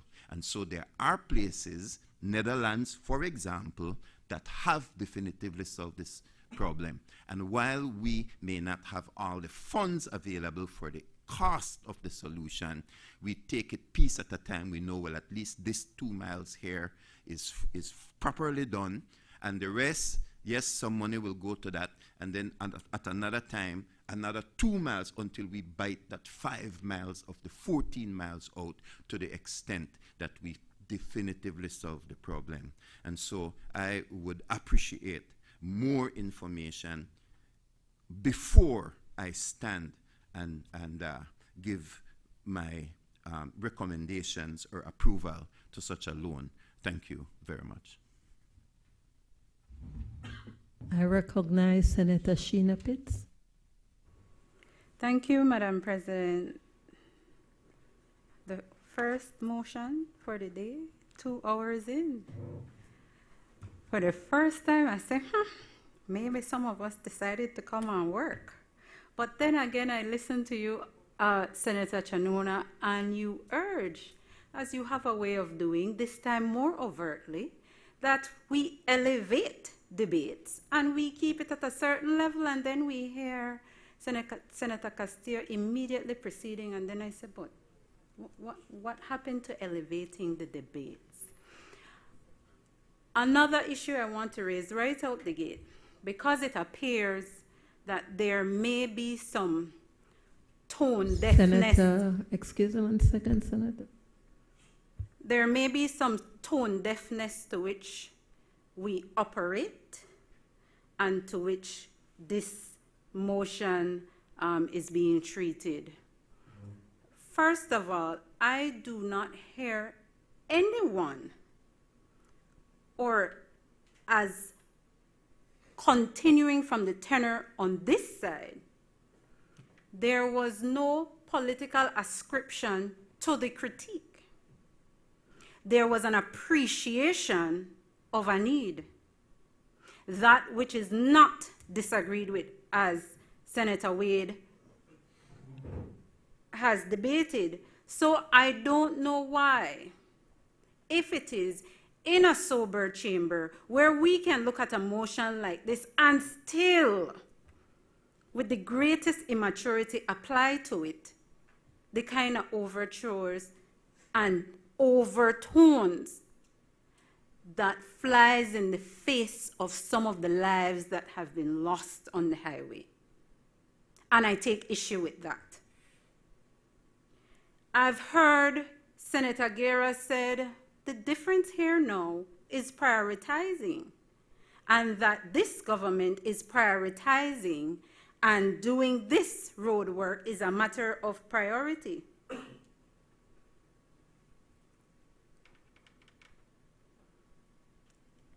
I am left to wonder, if you are to ask the ordinary man in Battlefield Park, do you want your government to ensure that you can afford to live from the wage you earn? That whether or not you want the government to fix the inflation crisis, or spend $69 million on 14.9 miles of road. Right, I'm corrected. And I don't know that the average person will opt for the road first. So I want to put into stark contrast that when we get up and we piece arguments together, we do so with the kind of sobriety that dictates some sort of reasonableness. And I take it that when the leader of government business presented the motion, some observation is necessary because the leader of government business set the tone to which his other senators did not follow. And that is unfortunate. That is rather unfortunate. The leader of government business said, quiet and calm, we agree. This one is the highest per mile to date road motion. That is true. That is a matter of fact. So to argue with numbers goes nowhere. It really does not. On the issue of Senator Herrera said it, Senator Chanona said it, Senator Wade said it, where are the details? Senator Guerra stood up and said he will provide the details. He takes somebody where we don't know, and he got details, and to which he said, oh, it will be hot mixing. Madam President, that is not specificity. Oh, there will be some widening. Madam President, that is not specificity. How wide? And what is the cost to widen? He also said culverts will be installed. That is not the specificity we asked. How many culverts? Is it for the entire 14.9 miles? So don't, if we're being sober, if we're being objective, if we're discharging the industry to which the nation expects us to perform, not short-shot it. And so because I wanted to know, Madam President, and I needed some help, I did a little research, quickly one, not much, and I found from the CariBank website primary information which was not supplied to us senators, which is the complaint here. We don't have the information. And I always say, if you give us the information, I, for one, cannot stand up and take all of 45 minutes. Because there will be some things that will be dealt with. And I am not offering now to provide the specificity we need. What I am doing is assisting the chamber on the record with some information that was not provided. The scope of work intends to include replacement of the existing Burden Canal Bridge with a new structure designed to AASHTO HL-93 standards, whatever that is, a 2-lane single-span pre-stressed concrete girder bridge with pedestrian walkways on both sides and scour protection works at abutments. The motion didn't have that. There is no attendant document that told me that. It also, on their website, which is absent from the motion, replacement of the existing Hector Creek Bridge. So the leader of government business wasn't wrong. But initially when I heard it, I said, but how could you say something that is not included in text? And that is unsatisfactory for us here. We saw that with the Safe Third Country Agreement, wanting to read something into it that is not there. And shame on whoever else ought to have supplied the leader of government business with the requisite information so he could prepare. Because one thing I do know is that industry does not fail the leader of government business. But if today is that day, correct me. Replacement of the existing Hector Creek Bridge with a new structure designed to the same standards, a 2-lane single-span pre-stressed concrete girder bridge with pedestrian walkways on both sides and scour protection work on abutments. That leave it more specific than say hot mix.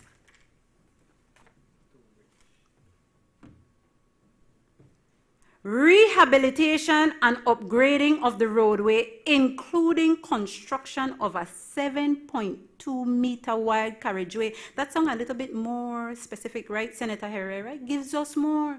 7.2 meter wide carriageway with 2 meter wide hard shoulders on both sides, including a 250 millimeter thick sub-base course, 200 millimeter thick base course, and 50 millimeter thick concrete wearing course, along with construction of concrete sideways. You have a specificity sound like?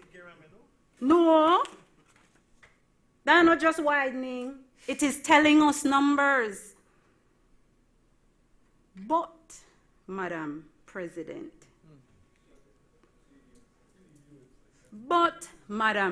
and this is a point you will appreciate, and Senator Wade, I join with you up to a certain extent.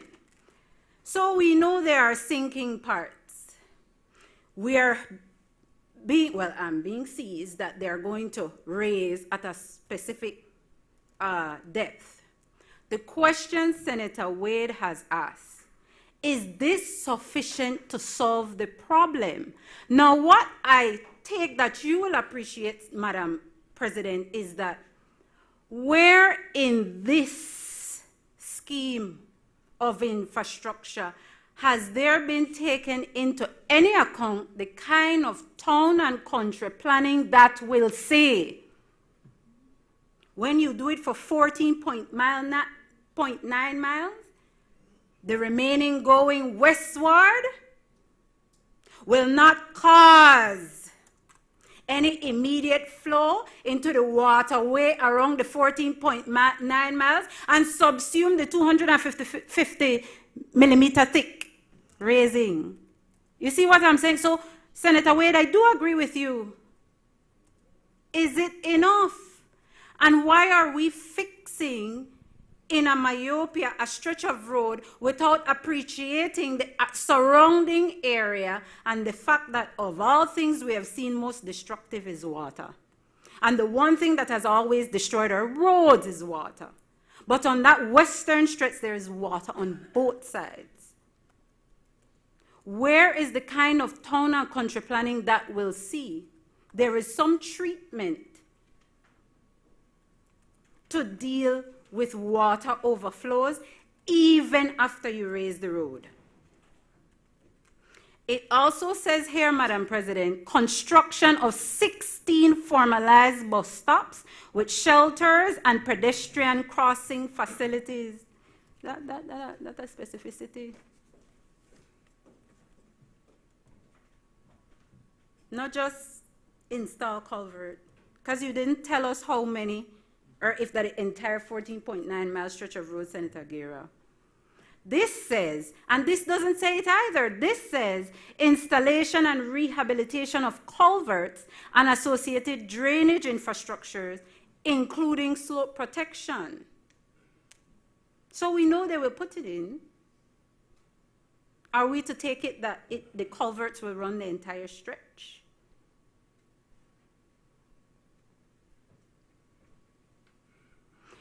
Provision and installation of road safety furniture, guardrails, road studs, line marking and signage. Provision and installation of solar LED roadway lighting, which is good. So that, Madam President, is a little bit more information than what was given to us. I still say we don't have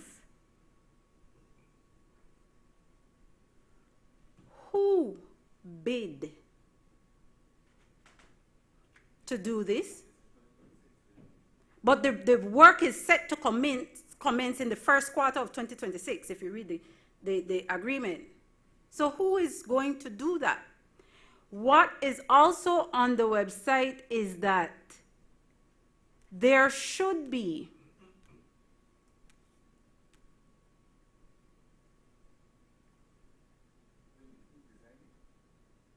who will do the work. We don't know who will do the work. Well, if it is that it is yet to be decided who will do the work, then we can't yet know. But if the work is to commence early 2026, begs to question, somebody is already slated to do the work. And who? On the part of the MIDH, what the CARIBANC website is saying that they must have engineering consultants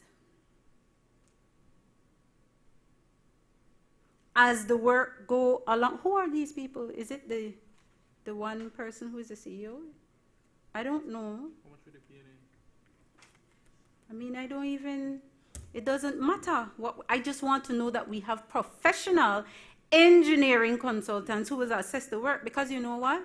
When Senator Wade said that we're providing a solution with no certainty that it will be foolproof, you know he's correct. You make recollection of the triple funeral. On my side, I can tell you, you remember the Placencia Road? Newly minted, newly built. The road held water.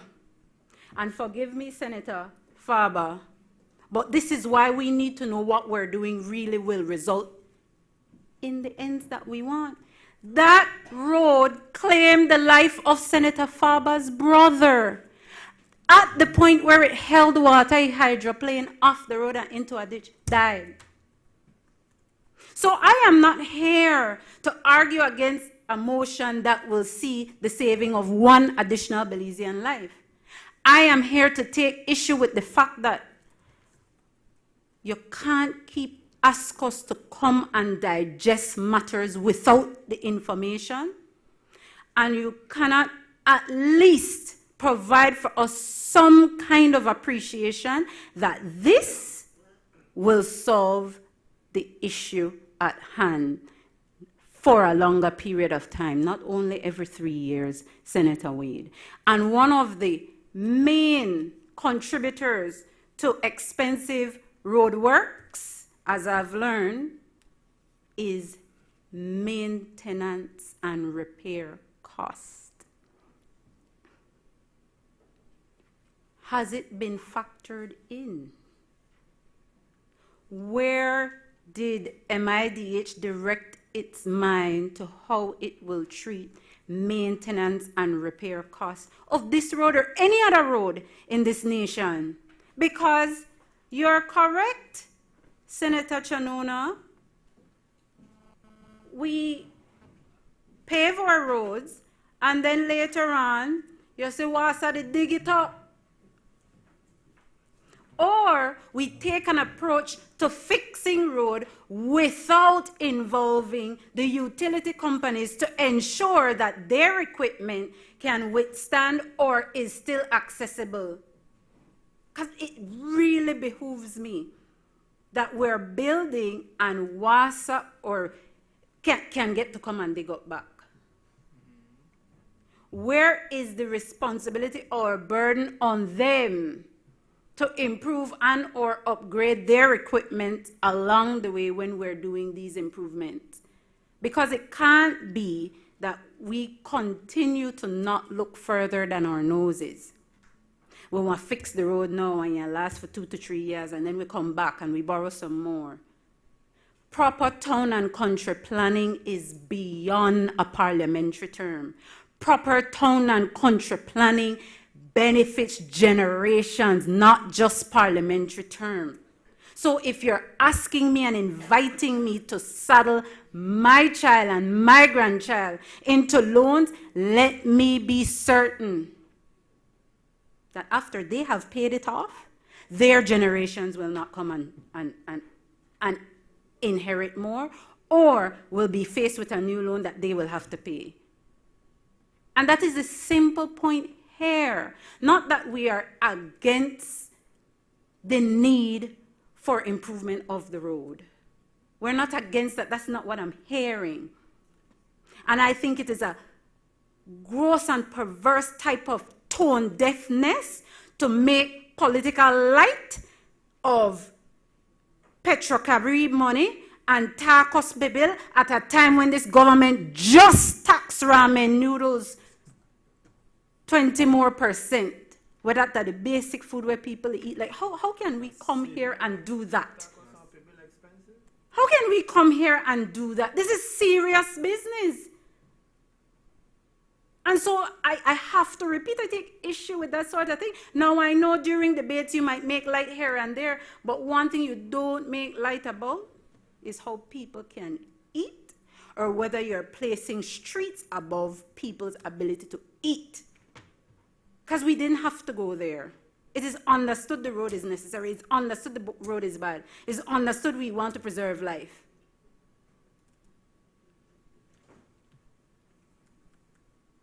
Madam President,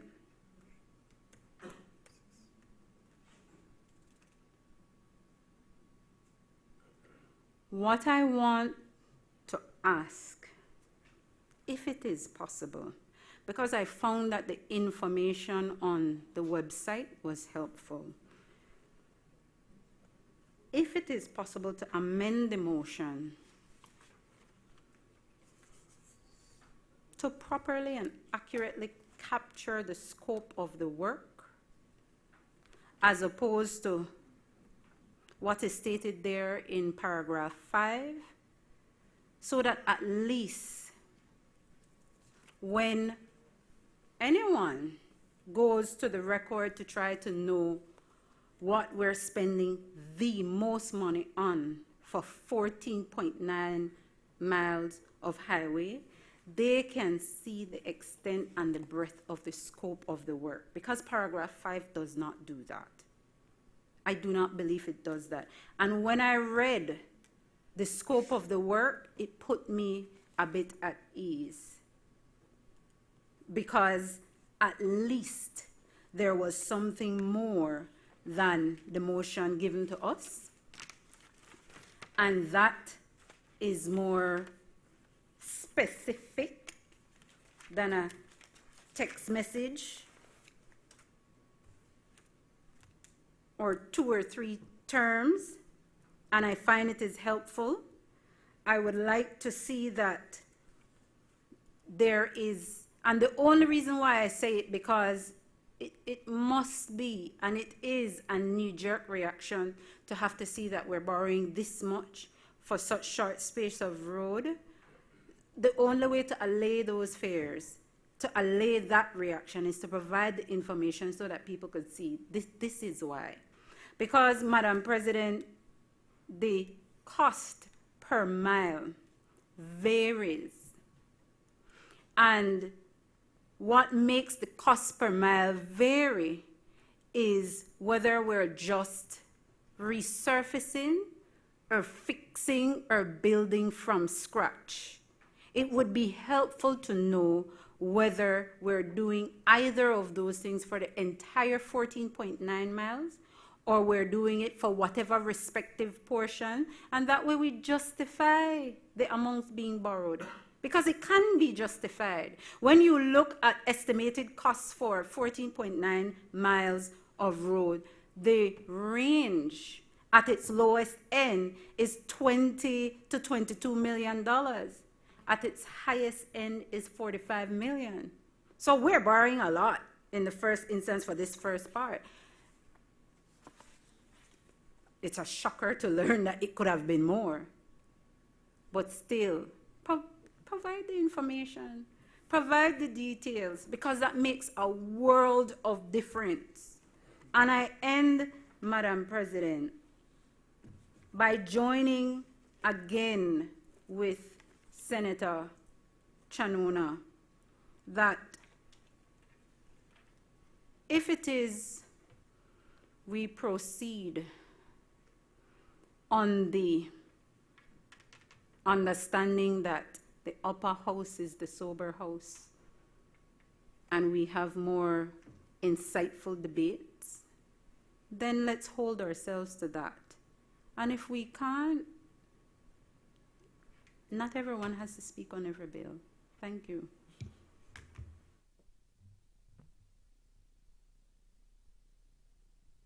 Clerk?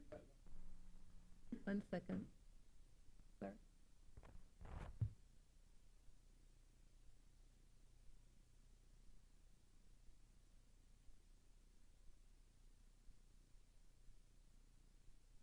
I recognize Senator Glenfield Dennison. I'm mindful of the lunch hour, Madam President, so I promise you get to put that question before 12. Just very quickly, a lot has been said here, and I am not in the habit of repeating because the sentiments are very clear. I just want to echo a few very brief points. Nobody is saying the George Price Highway doesn't need to be fixed. We're all saying that. I think we have unanimity in relation to the fact that we all want the George Price Highway fixed. Yes? The bad stretches, we all know. I pride myself that I even know part of road dip long before I reach it, right? It's a brilliant part of the driving strategy and Belize sad, but that's the reality, yes? I'm learning some of the other highways through this work, so I know less about some of the other highways. It does? I will learn them very shortly. Yeah. Now, I have a point here, and I thank my colleague on the other side, but I am not in the habit of doing outside research for this. So the point I have here, the point I have here is that the CDB has the criteria for assessing whether or not this is a good loan or not. They have it, Madam President. I know they have it. But it is not, and it ought not to be, that I as an independent senator have to sit down and go and scour the internet to find information that ought to accompany these loan motions. So yes, I was able to find the information and look through it. But quite frankly, no pay me for that. Real. Can't. I got an award from the union last weekend, so maybe that's what, maybe that's the price for doing it. But somehow the union feels that I worth something. But it can't just be 2 sheets on a paper when we are talking about, and I want the Belizean people to hear me properly. All the numbers that are here are not the correct number. I was hoping Senator Zetina would do it. $102 million, and that's what this is about, 102. They throw you off, I know.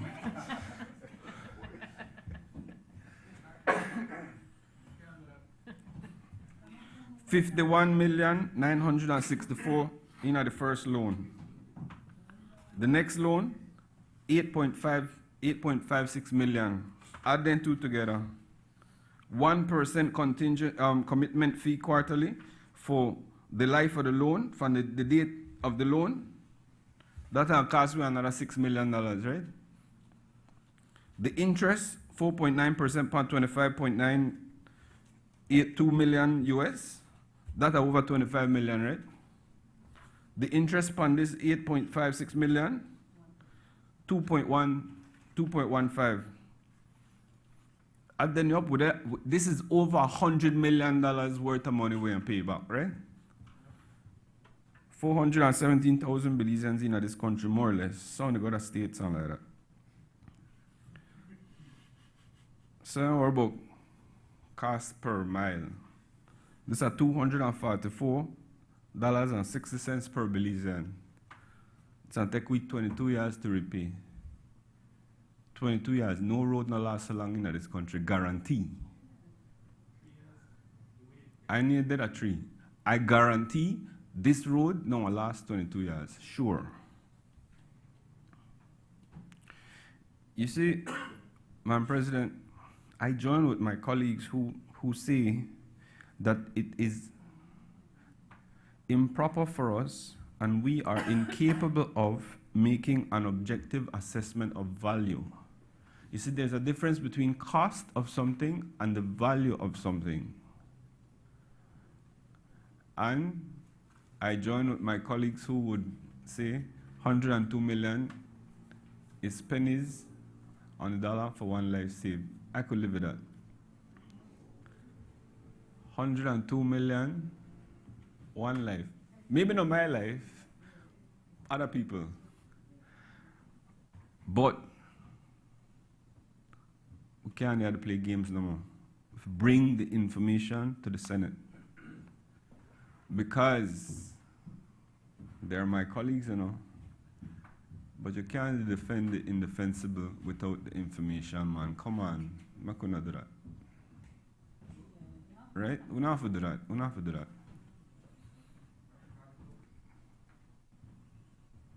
That's improper.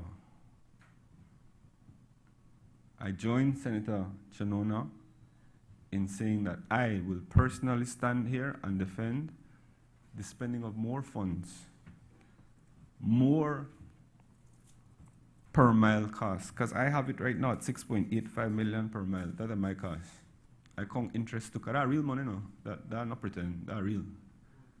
Right? How much you made there? I did a 6.8545. I did a 6. Good.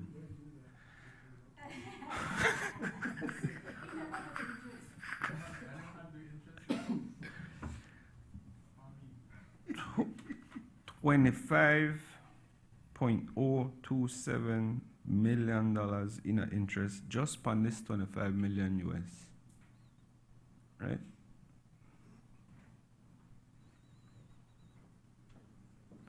A lot of money. But I want a road fix, you know. I want a road fix. So I never had a lot to say because I did read the specs. And it looked decent to me. But then I'm for go up for that. So I urge, I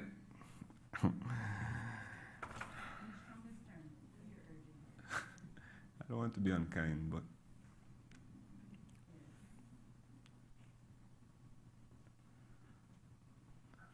not send me to war without ammunition, man. They should not do that, Senator Courtney. Should I give you the information make you could tell me? Because this crowd are kind of rough. They call for war every day, then choose violence, right, Hector? And I really do appreciate Senator Courtney's approach to share information and be open with us and let us know ahead of time what's coming and that sort of thing. And I want to commend that approach, Senator Courtney. It's really unprecedented. People of Belize need to know that the government is actively engaging in dialogue that I think will result in better legislative reforms going forward. And we could clap for that, look at me, Montejo, call it. And a big yo. And I think things like this, with the information coming forward on the presentation, you're not like we're not there 2.5 hours for this for one motion. Like this a 1 hour at Central Bank and may save everybody the headache. So that's it for me, Madam President, because everything else, I align with everything else that's in that vein.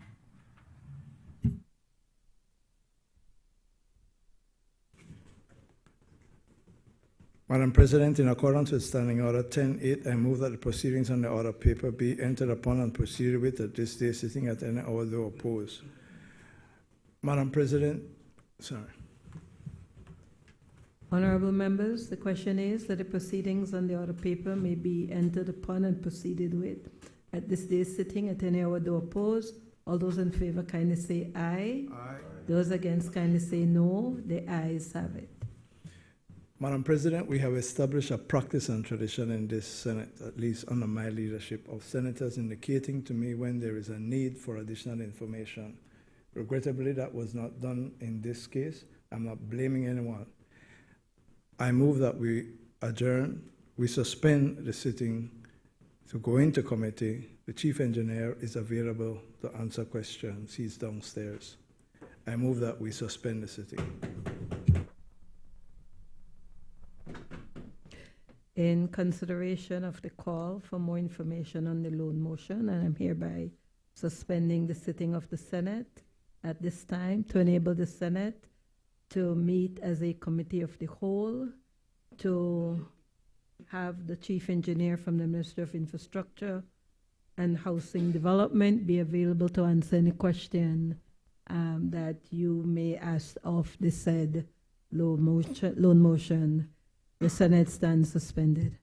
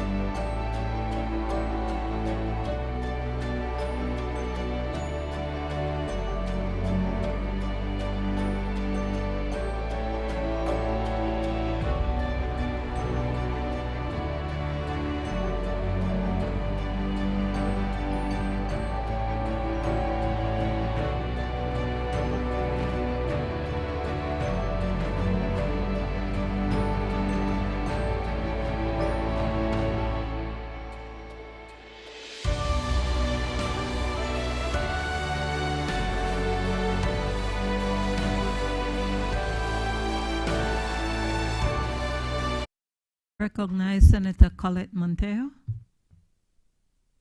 Much obliged, Madam President. Madam President, I just wanted to make a couple clarifications very quickly.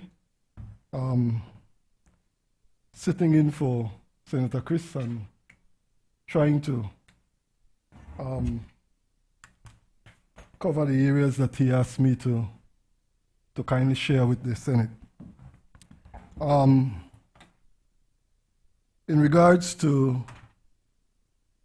Senator Faber reference to yet another loan motion, I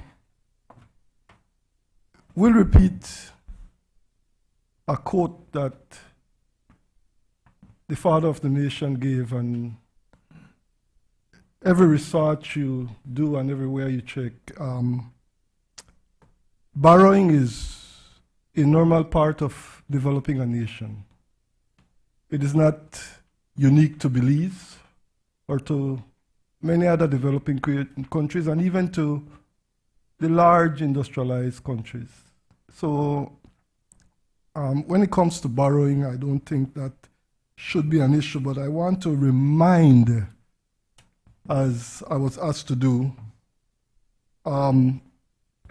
because recently in a press conference, Senator Faber mentioned that under the current administration, some 600 million has been borrowed. Didn't listen, I read.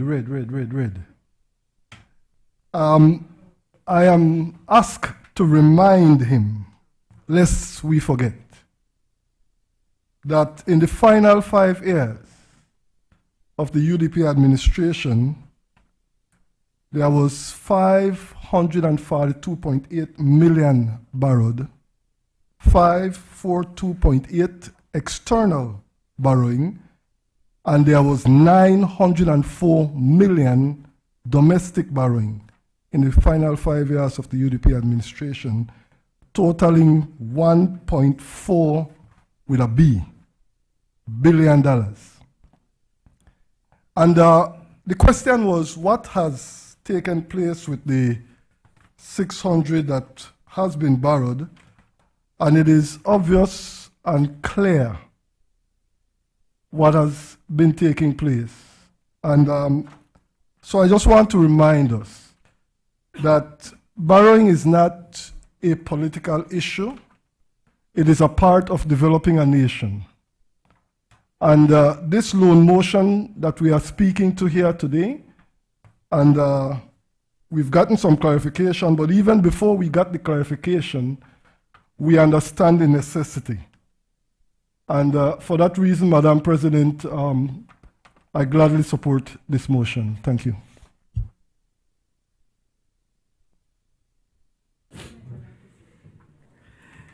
Madam President, we suspended the sitting of the Senate in order to receive the Chief Engineer from the Ministry of Infrastructure Development and Housing, Mr. Evandale Moody. Mr. Moody was available to my colleague senators to answer their questions and to provide clarifications on the many issues that they raised. As I indicated before the suspension, had I known that these technical concerns existed, we would have made arrangements for this to happen before the Senate meeting. From my perspective, Madam President, members of the Senate, it appears to me to be a common ground between all senators that the rehabilitation of the George Price Highway from Belize City to Hattieville is required. The concerns of colleagues were twofold. One, whether the technical work had been done, and secondly, whether the cost of per kilometer or per mile was value for money. It is my assessment that based on the discussions and questions during the Committee of the Whole Senate, Mr. Moody was able, at least to my satisfaction, to satisfy senators that the technical work has been done that is required for the very difficult and challenging rehabilitation to be undertaken. And secondly, I specifically asked him at the very end of the session whether the motion, the quantity, the monies in the motion vis-a-vis the work to be done was value for money, and he expressed his professional opinion that we are getting value for money. In those circumstances, Madam President, I ask that the question be put.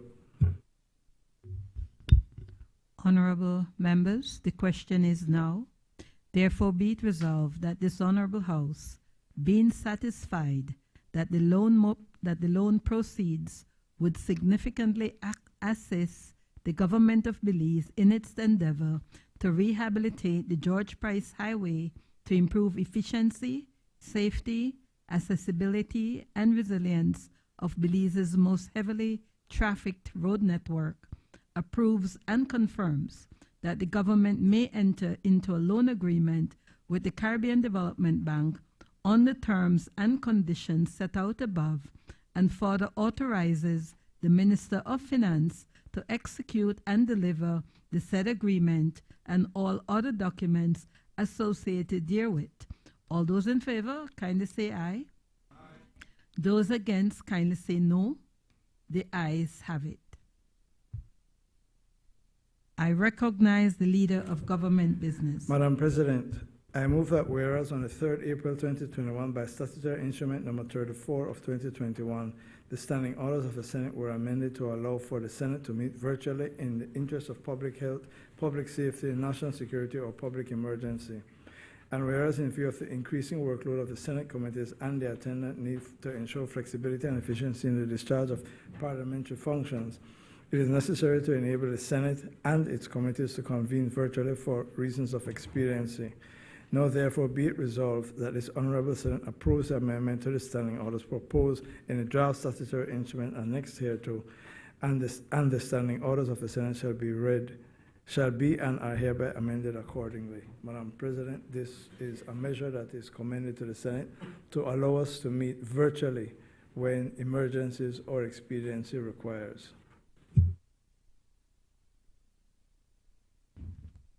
I recognize Senator Patrick Fobb. Thank you, Madam President. We on the opposition side stand in full support of the motion. I recognize Senator Kevin Herrera. Yes, Madam President, I rise to support the motion as well. I think that it's an extremely important initiative, given that there's so much work to be done by the Senate and the members having to travel from so far for a 1 or 2 hour meeting that from time seem to be extremely inefficient as well as costly for the government, Madam President. So I think this is an extremely important initiative. Thanks.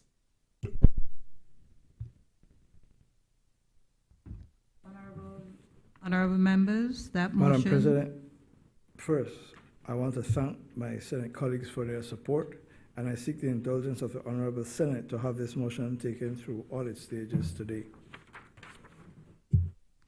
Honorable members, that motion is referred to the Standing Orders Committee for examination, consideration, and report.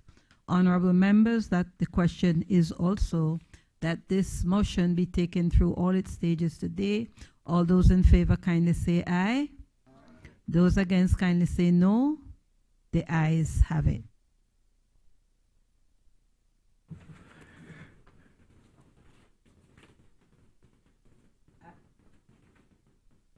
I recognize the Leader of Government Business. Thank you, Madam President. I move that whereas the National Assembly of Belize is the cornerstone of the nation's democratic system and the embodiment of the people's will, and as a legislative branch of the government of Belize, it is to be represented with the highest levels of dignity, authority, and respect.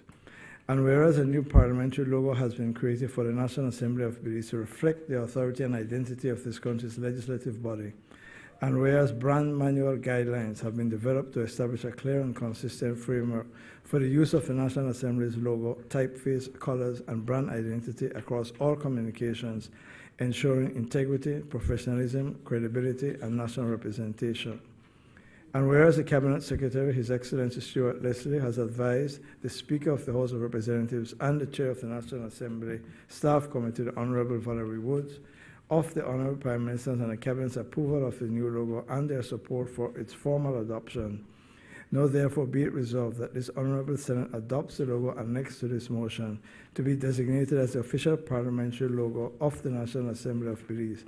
Be it further resolved that the Clerk of the National Assembly shall be responsible for the management, safeguarding, and authorized use of the parliamentary logo. President, I don't believe the motion needs any explanation. I recognize Senator Patrick Farber. Madam President, we here on this side give our full support as well. We look forward to moving into the new National Assembly building, and of course, the new logo would do well in terms of welcoming us and helping to declare to the world, in fact, that we are a new and improved parliament. I would hope that it is not only the new building and the new logo, of course, and that. But we've seen some of that demonstrated today, and I use the opportunity to thank Senator Courtney for his leadership on what just transpired with the loan motion bill from the CDB. Thank you, Madam President. I recognize Senator Janelle Chinona. Thank you, Madam President. I'm searching for the diplomatic way of phrasing this.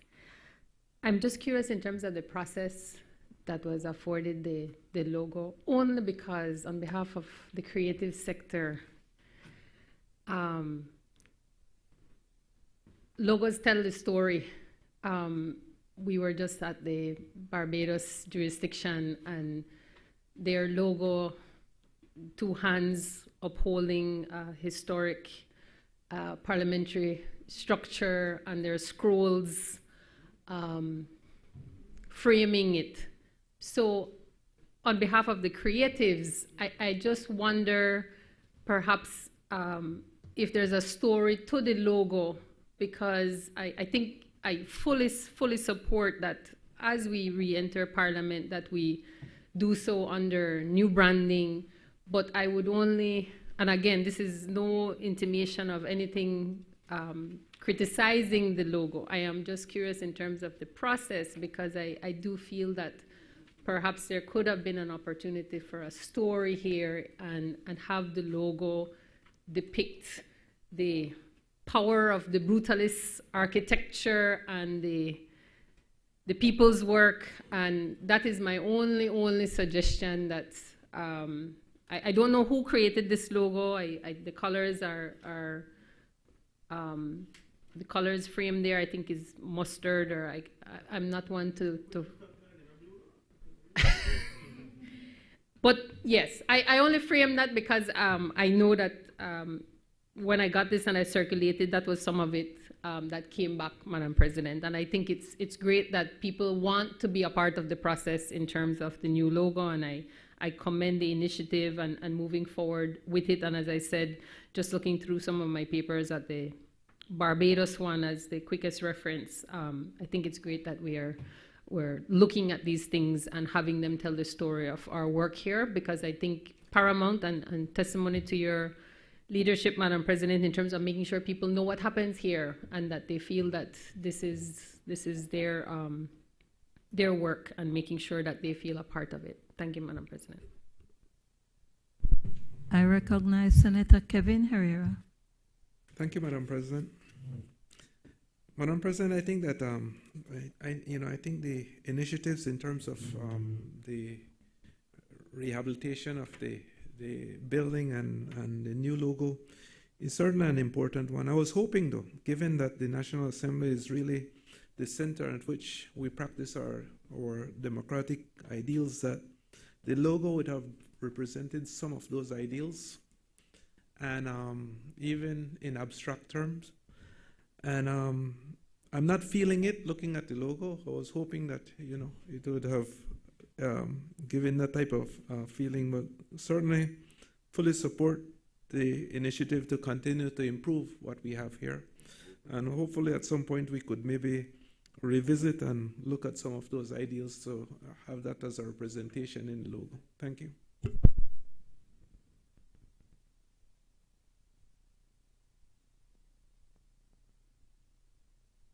Madam President, I regret to tell my Senate colleagues that this is not a government initiative. This is a National Assembly initiative.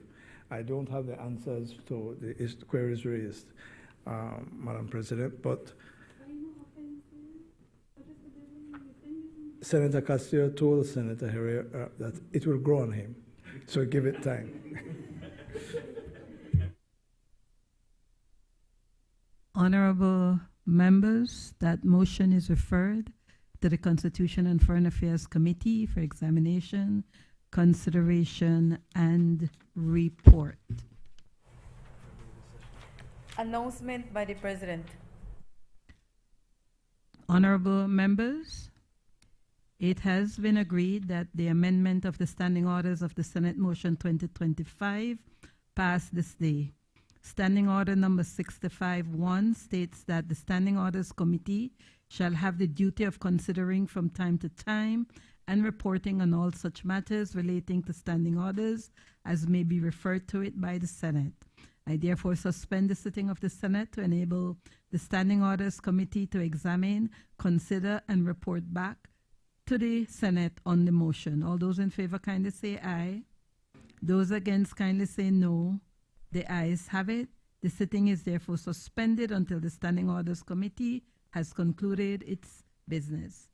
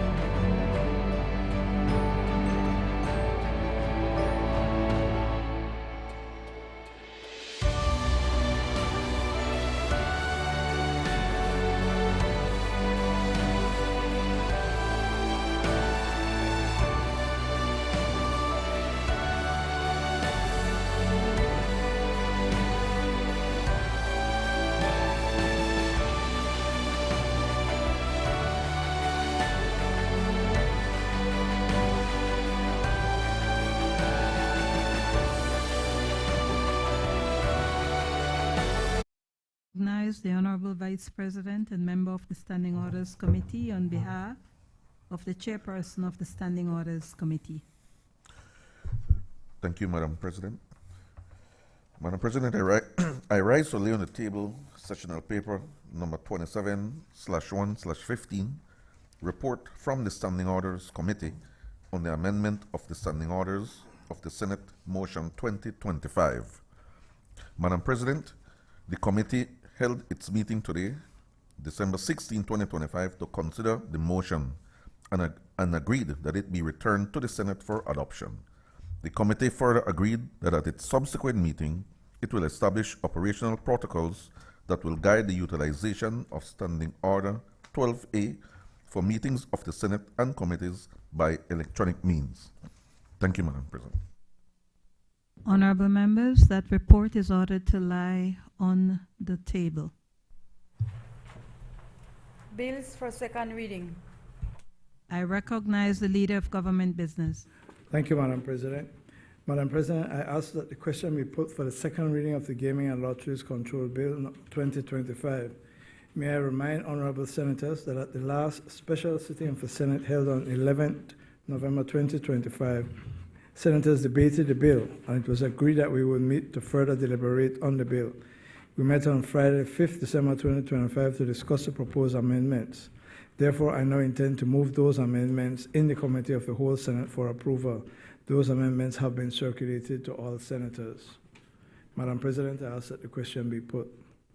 Honorable members, the question is that the bill for an act to repeal, replace, and consolidate the Gambling Prevention Act, Chapter 109 of the Substantive Laws of Belize, Revised Edition 2020, the Computer Wagering Licensing Act, Chapter 149 of the Substantive Laws of Belize, Revised Edition 2020, the Lotteries Control Act, Chapter 151 of the Substantive Laws of Belize, Revised Edition 2020, and the Gaming Control Act, Chapter 152 of the Substantive Laws of Belize, Revised Edition 2020, and to provide for matters connected therewith or incidental thereto, be read a second time. All those in favor, kindly say aye. Those against, kindly say no. The ayes have it.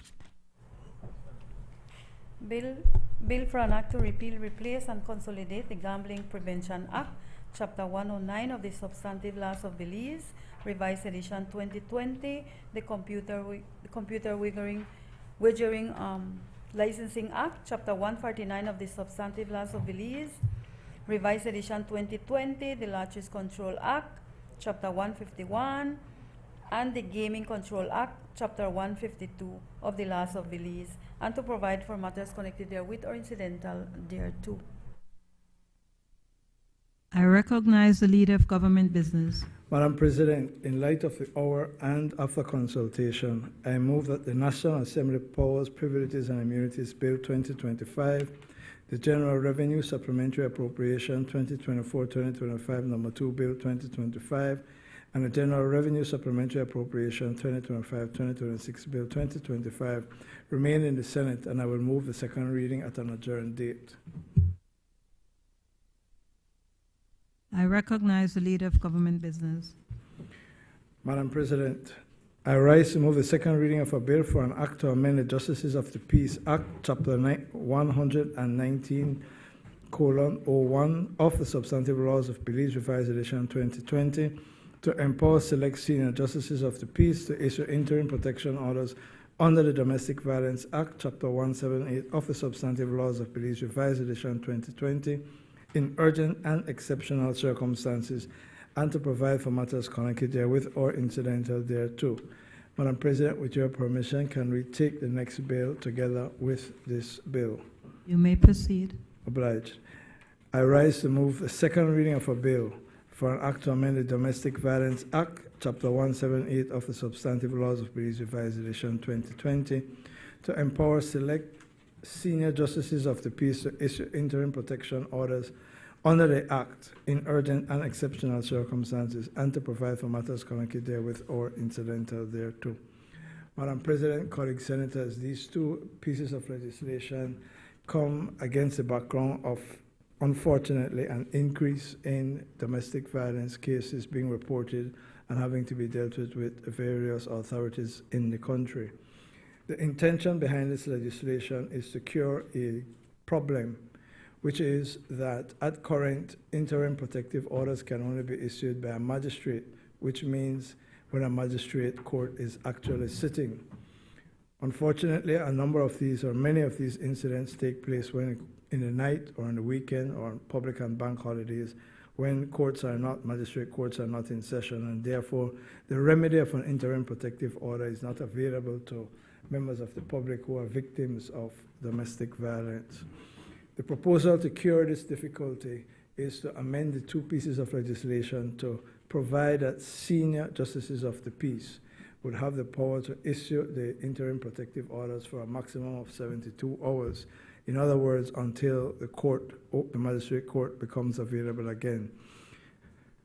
The senior justices of the peace will be trained and designated and empowered in order to receive complaints and to issue protective orders in accordance with the law where the circumstances merit the issuance of such protective orders. They will be obliged, as they are already required to do in relation to other functions that they perform, to keep appropriate records of the issuance of these orders. Madam President, members of the Senate, we are proceeding with the bills today because our understanding is it's urgent, it's needed. We are moving towards a holiday when many courts will not be available, and it's necessary to empower people. Hopefully some people will be trained by then. I'm not sure of the timing of the training, but in any event, we want to move as quickly as we can with these two bills. I recognize Senator Patrick Farber. Thank you, Madam President. We stand in support of this bill, both bills actually, Madam President, and we have a few concerns, but I'll ask my colleague, Senator Pitts, to take on those concerns when she rises, but we generally give our support to both of these bills.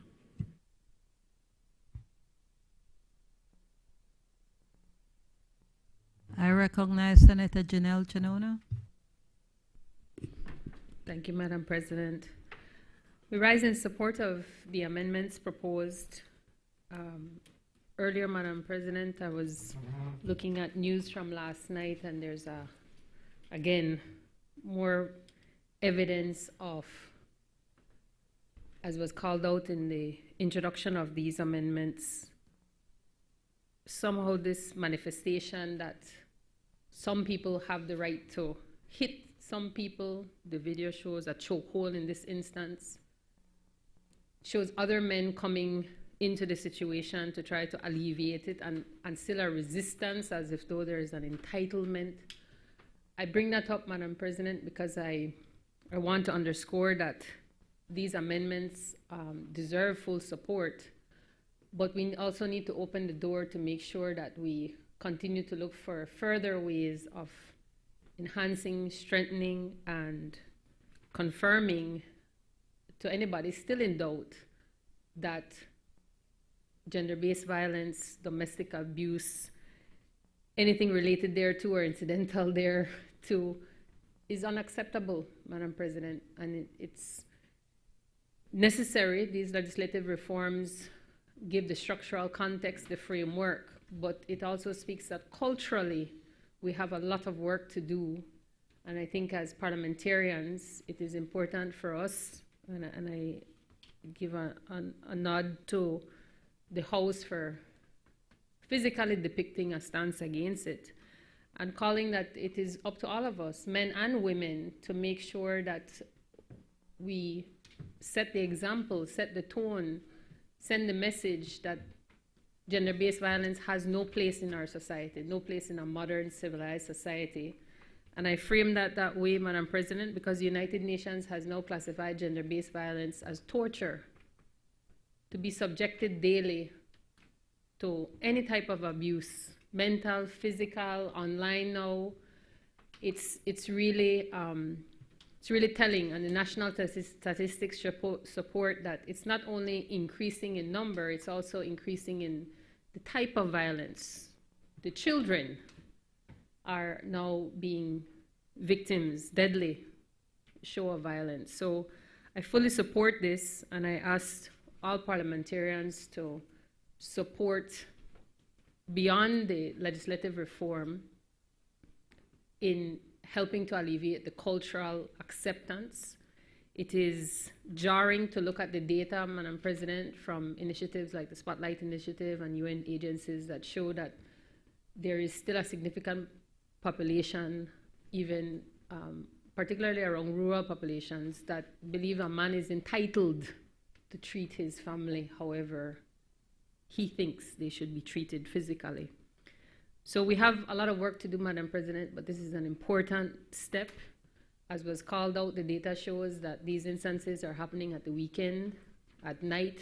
So the overlap of even our alcohol consumption, Madam President, I know that's tricky because the first thing we'll say is that, oh, many people are employed by all of these companies, but we really, really need to take a hard look at our society in terms of how much alcohol we're consuming and the resulting behavior that typically stems from it, not just road traffic accidents, not just health related specifically to the person doing the consumption, but the attendant and crossover related behavior such as gender-based violence at night and at the weekends and even at these festive and what should be blessed times of the year, Madam President. So I sigh because as I said, even last night there was yet another incident, and I know we go into the holiday season and we're likely to see more. So I'm already cringing at the reports that will come in, but this is important. And I just call out that if we can, as parliamentarians individually, as Women's Parliamentarian Caucus, or any parliamentarian, that we can certainly bring to bear to our force our collective unity in identifying how else we can play our role as parliamentarians, but certainly setting the tone is a critical milestone as well. Thank you, Madam President. I recognize Senator Colette Montejo. Very briefly and very quickly, Madam President, as I read through the both piece of legislation, just one concern, Leader of Government Business, is the 72-hour period, because I believe there are holidays that run a little longer than 72 hours. For example, Easter vacations, if it happens on a Holy Thursday, what is the solution then? So I'd like for us to reconsider that. Yeah, thanks.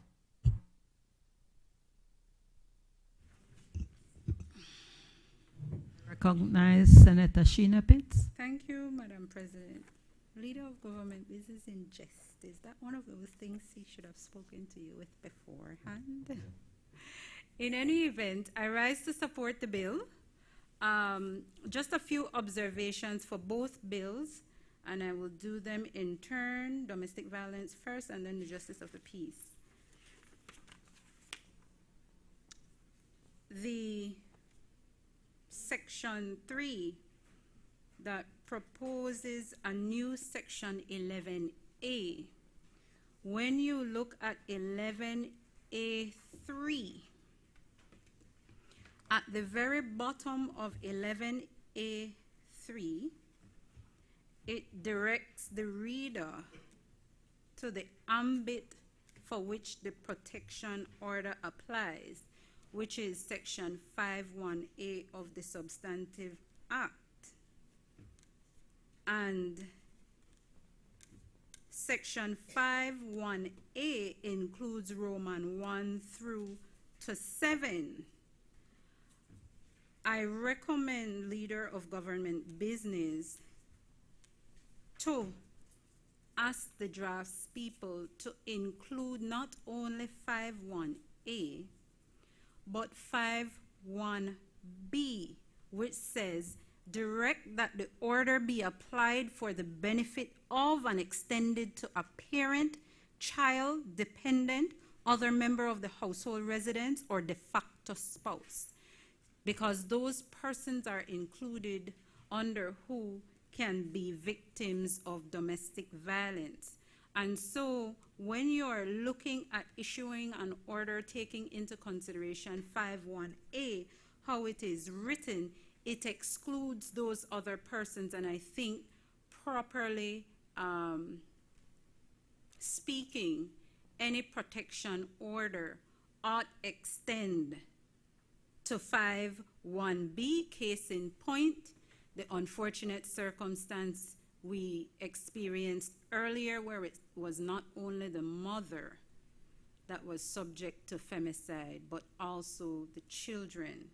And so where we are allowing these protection orders to be issued by a select senior justice of the peace, it ought extend itself not only to the applicant, who may be the mother or the father, you know, these men, they're saying they're being abused too. It ought expect to children, de facto spouses, dependents, and parents. And it's already envisaged in the Parent Act at section 5(1)B. So that might have been an oversight, unfortunate. I commend to you for consideration strenuously that it be included as those things that the select senior of the justice of the peace can make order for. In that same 11A, looking at 4, 11A subsection 4, sub A,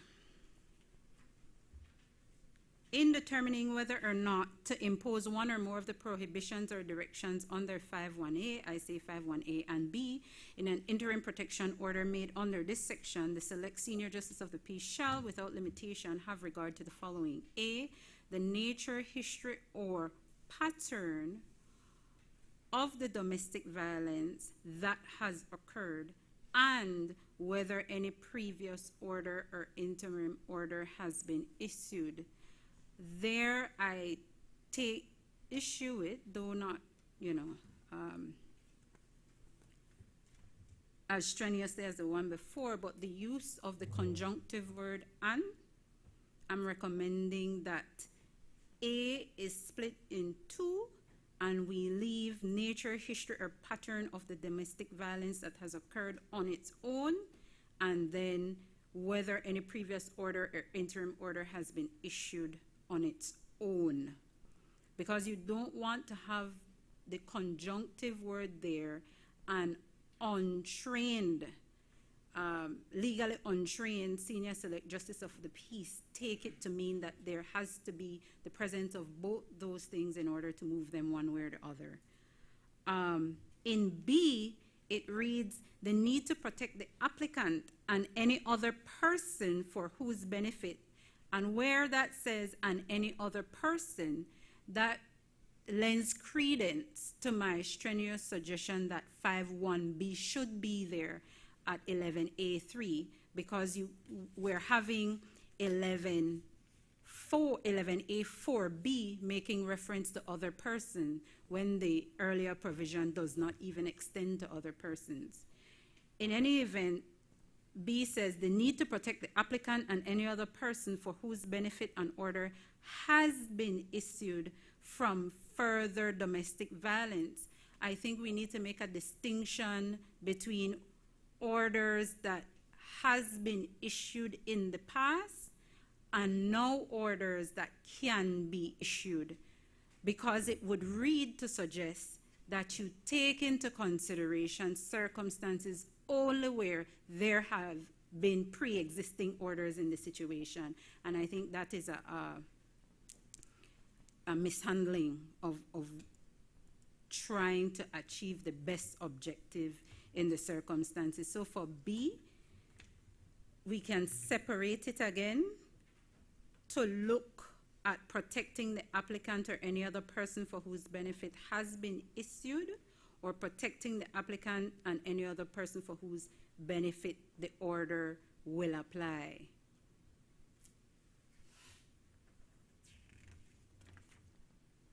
In the protection order itself, the accompanying Form 3B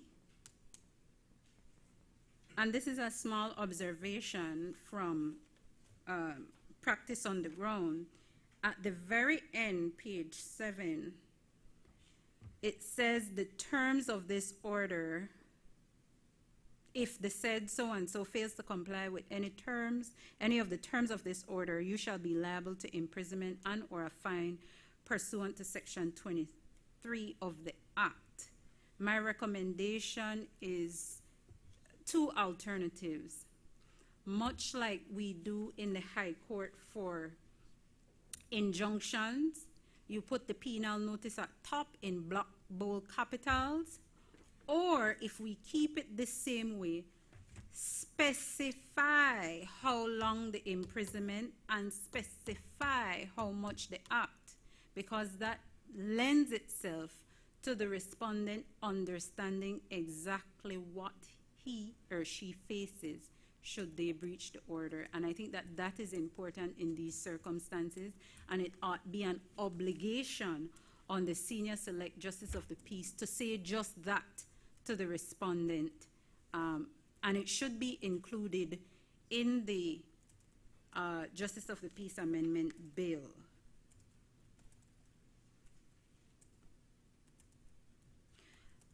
In terms of the Justice of the Peace Amendment Bill, considering that we're proceeding our season of merriment, where drink and sometimes drug will be in large consumption, I would really like to know what is the length of the training that they should undergo, and what.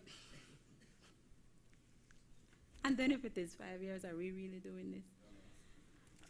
Well, we took 5 years, but that is important. And if you notice, there is a Schedule 9, that goes along with the provision that identifies it is the police department that ought to provide a designated space for the Senior Select Justice of the Peace to give such an order or to entertain such an order.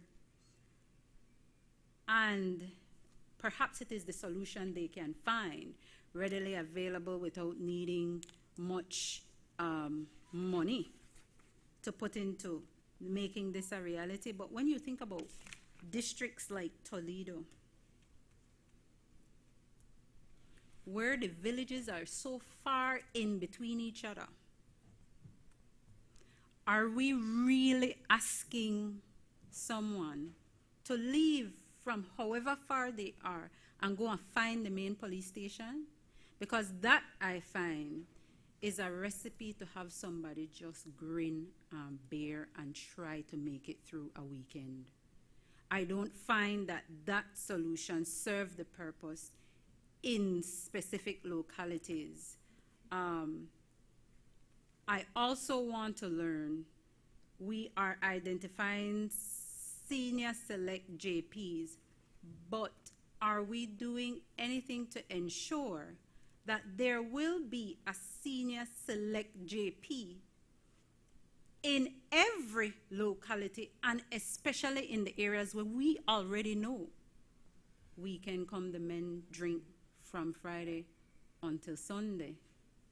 So I think there should be some treatment in the background to ensure that when we're providing a solution, there is also the mechanism to make the solution come to fruition. Because I don't see that an abused victim from Arenal could get him or herself to San Ignacio Police Station where threat of death, danger, or harm is imminent. And the terms of the consideration is that the Senior Select Justice of the Peace will have some appreciation of the imminence of those things. And I think it takes some more than just saying we're going to find some senior JPs to do this thing.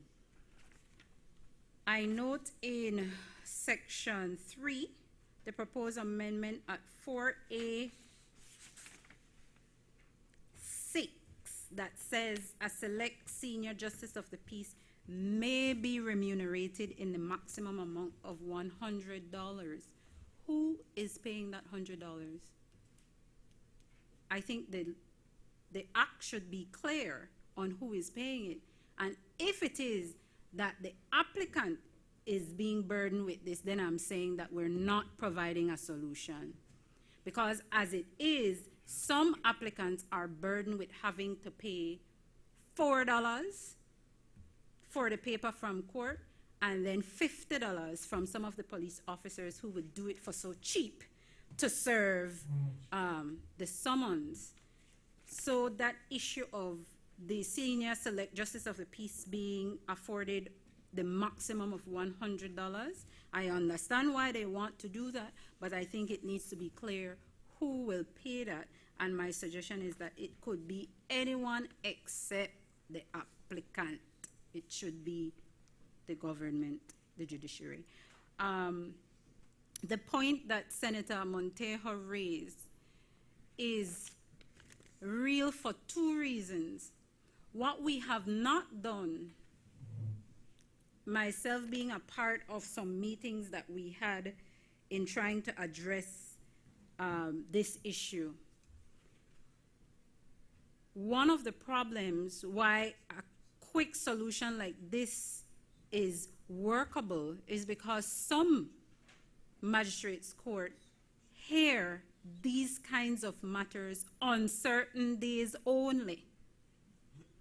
We have not heard, at least I have not heard, from the judiciary, and I think it would help us to know that they are partnering it with us to do away with a judicial officer's prerogative to hear these kinds of matters, family matters, on a particular day. So, coming off a weekend, your 72 hours can expire if it falls on a day when the judge not hear their matters. Pardon me? Every day, because they have a dedicated court for that. But other districts don't. Only Belize City and PG have a dedicated family court that can hear these matters every day. All other districts, no. The judges tell you, we only hear that on Thursday or Tuesday. Much less if you want an adjournment, oh my goodness. So I think there is some kind of coming together with the other stakeholders and us having it in writing that will stop, so that you hear these matters on whatever days, and then we direct our minds to hearing matters where we have longer holiday periods, as Senator Montejo brought to light. In terms of some of the difficulties in this field that was discussed, which I don't see there is any treatment to, is the cost occasion to approach the court and get this done and on its way. I said sometimes the $2 or the $4 is oppressive and onerous on an applicant to pay to start this process. And if you think that is bad, after you go and you make your application and there is no the summons, it is the burden of the applicant to ensure that the summons is served on the other party. And ordinarily how that works is you have to go find a police officer to serve it for you. They charge. What are we doing or plan to do about that situation where persons are struggling with that $2 or that $4, but we still have officers who will charge to serve the summons? And let me tell you, Madam President, they will tell you they cannot find the person for as long as they need to tell you, until you get the message that where you find money, they will be sufficiently provoked to find the person. So it's not only about, and it's true, you know it's true. It's not only about amending the act to make provision for what we can do in the interim. It is doing it in such a way that the burden that applicants face in order to access the court is removed.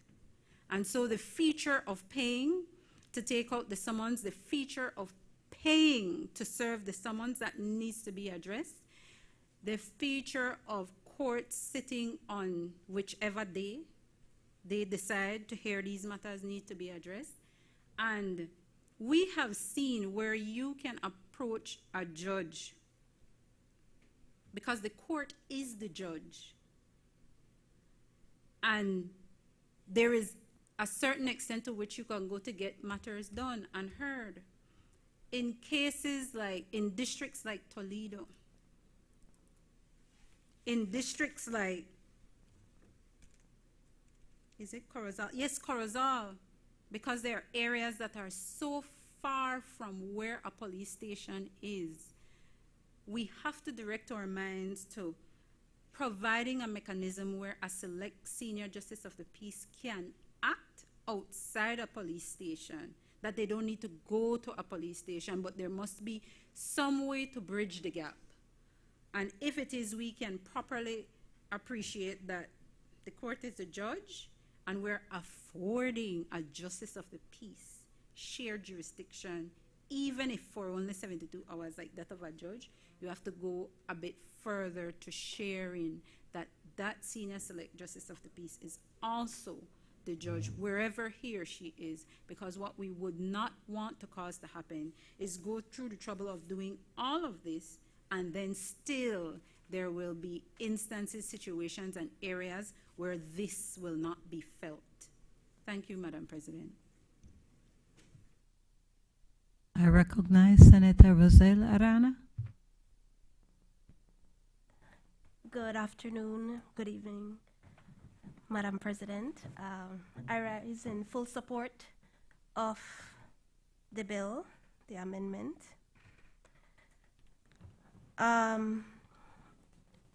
One thing that struck me coming from the Toledo district is that,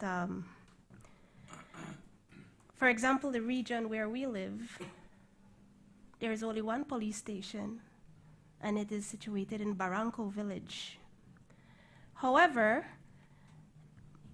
all, if not most, Mayan communities have alcaldes. Alcaldes have administrative powers, and they also have judicial powers to some extent. Sorry. So I'm not sure if that would work, using the alcaldes, if there are no senior justices of the peace. So just a question or something that can be considered if there are senior justice of the peace that are far away from these Mayan communities. And for sure, I know as it relates to senior justices of the peace, they are more connected to the communities, and they are well positioned in understanding and even addressing issues of domestic violence, etc. So that's just a quick thing that I wanted to point out. Thank you. I recognize Senator Glenfield Dennison. Obliged, Madam President. Madam President, it's very difficult to stand up here and not support these two pieces of legislation. But I think we just have to get a bit of context.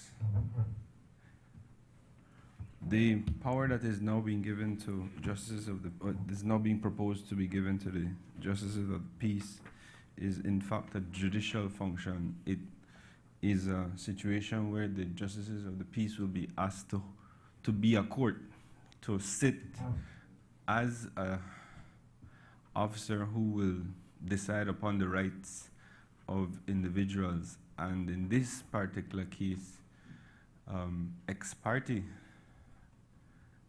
that's not a fancy word, it just means that it's only going to be concerned with one person's side of the story. And I find that in every story, there's always three sides, Madam President.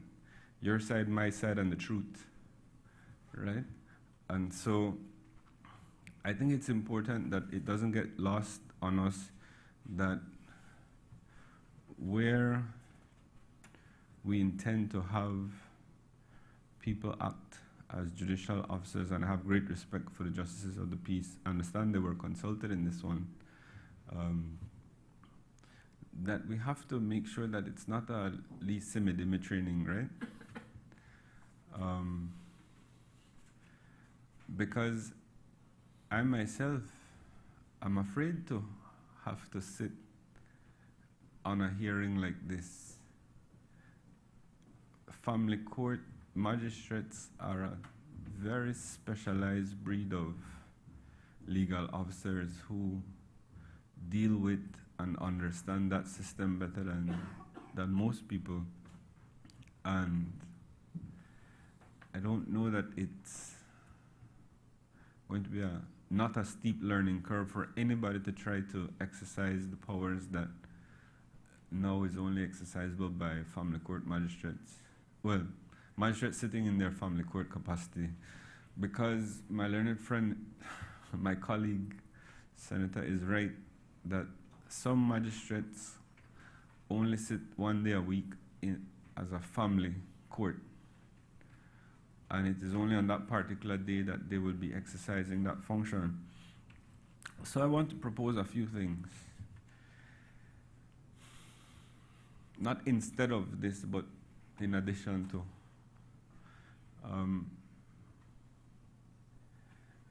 The power that is being given to them, to justices of the peace, needs to be exercised by a magistrate. Someone with legal training, someone with specialized knowledge of domestic violence situations in that particular jurisdiction or the country.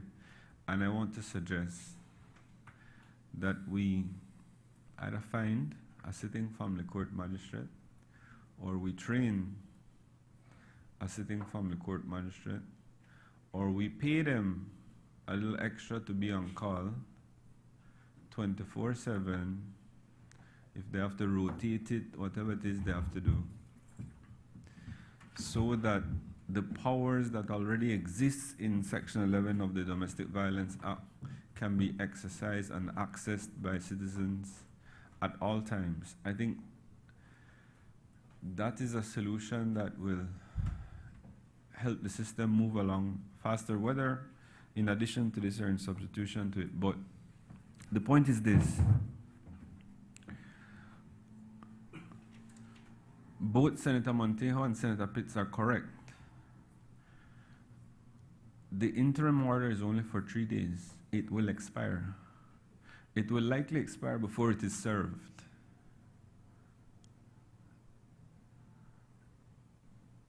No, like real, like I'm not joking. The interim order that can be issued here is only for 3 days.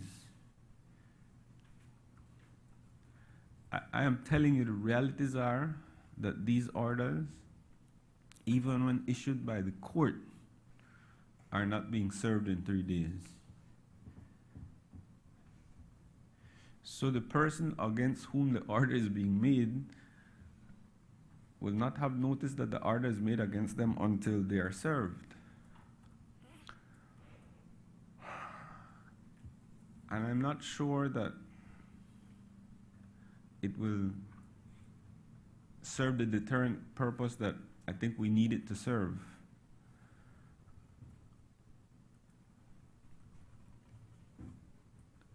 So I didn't ask the family court. I hope the government did. But there needs to be a discussion with the family court on how they can make the court available more often and especially on weekends and so, to people who really need it. And in this age of technology where you have Zoom and you have these things, I think, could be issued by a little Zoom call. You sit in the office, you give a hearing, when you're at the police station making your report, the domestic violence office, wherever it is, you know the roster, who's on call, you call the magistrate, you get the order, and you execute it. That's important because we're creating dual systems now, and I'm telling the magistrates themselves are having difficulties in ensuring that the orders that they're given are being served to time. And the reason they have the 21-day interim order is because it allows the magistrates some breathing space in order to offer protection now, but to bring the next party before the court so that the full hearing can take place. And that is when the magistrate is then empowered to extend the protections if necessary. Now, I have seen some terrible instances in the court where people are still battered and bruised after the 21 days are finished, right? But nobody is going to dispute that we need to get people to be able to get the protection orders. Attached to that, Madam President, is, I think, I need to ensure that these people are afforded counsel. Whether it is in the form of a social worker who is equipped with the knowledge to marshal the evidence that's needed before the family court, the senior justice of the peace, or whoever it is as the case may be, or an attorney who will help them to prepare these documents. And I genuinely think free of cost.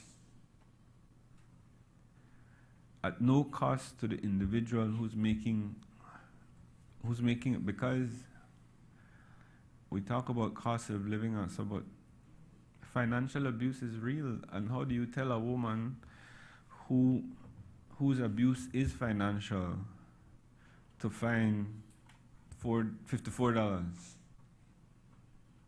to protect yourself from being beaten? These should be safeguards that we as a country have for the most vulnerable in our society. Because $54 to Hector Guerra not really mean nothing. That like coffee, right, Hector? Coffee and a cheesecake. Depends on where you get it, Hector. But $54 to women who are approaching the family court for a protection order is a tidy sum, and that's assuming they can walk to the court, because if you add the cost of bus fare and that sort of thing, it adds up really quickly. And for the sake of not being able to find $150, we lose women, sometimes the entire family, in case of domestic violence. So there really needs to, I applaud Minister Garcia for taking a holistic approach to it, but I want to recommend that we also look at these other systems, because the 3 days isn't going to be enough. I don't find so. It's a good measure. I think the proper answer is to get it before the magistrate as soon as possible in the instance where they need it, and get it for the full 21 days, because the court will then be able to schedule a hearing in very short order to ventilate the full matter and give the court is then empowered to give all the orders that would be necessary.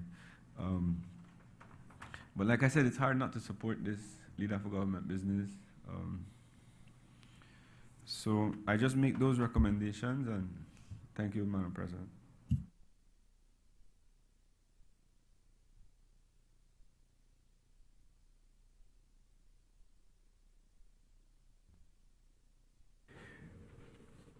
Madam President, again, we find ourselves in a bit of a quandary.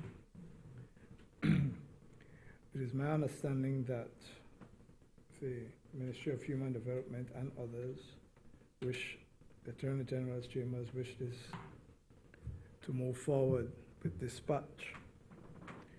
However, colleague senators have raised what appear to be reasonable and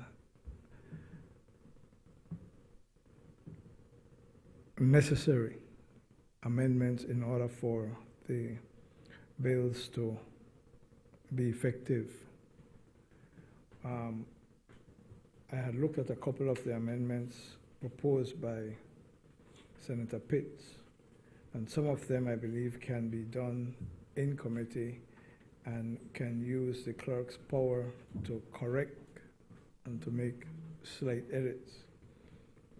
But there are other proposals, the 72 hours situation, whether or not we will use alcaldes, whether or not we will use magistrates, the location of where these things will be heard, availability of police stations, etc., are all fundamental issues which cannot be fixed by the clerk.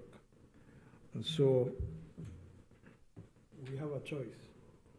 We either pass with minor edits or the matters remain in committee, the bill is amended and sent back to the House of Representatives for its consideration.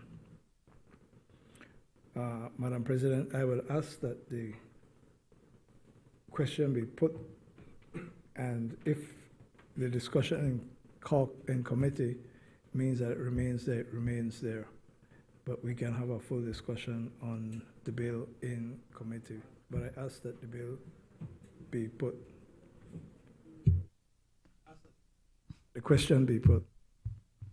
Honorable members, the question is that the bill for an act to amend the Justices of the Peace Act, Chapter 11901 of the Substantive Laws of Belize, Revised Edition 2020, to empower select senior justices of the peace to issue interim protection orders under the Domestic Violence Act, Chapter 178 of the Substantive Laws of Belize, Revised Edition 2020, in urgent and exceptional circumstances, and to provide for matters connected therewith or incidental thereto, be read a second time. Honorable members, the question is that the bill for an act to amend the Domestic Violence Act, Chapter 178 of the Substantive Laws of Belize, Revised Edition 2020, to empower select senior justices of the peace to issue interim protection orders under the Act in urgent and exceptional circumstances, and to provide for matters connected therewith or incidental thereto, be read a second time. All those in favor kindly say aye. Those against kindly say no. The ayes have it.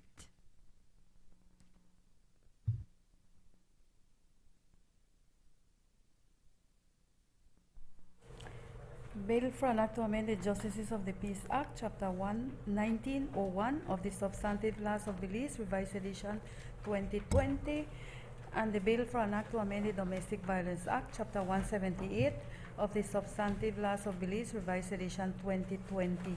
Committee of the Whole Senate on Motion and Bills.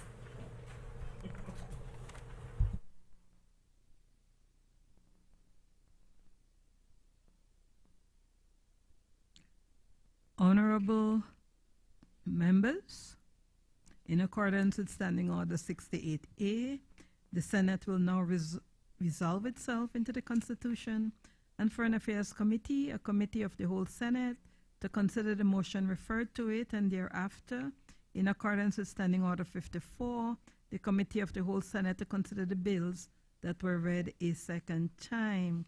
Honorable members, I will now take the chair as the chairperson of the Constitution and Foreign Affairs Committee, and then as the chairperson of the Committee of the whole Senate.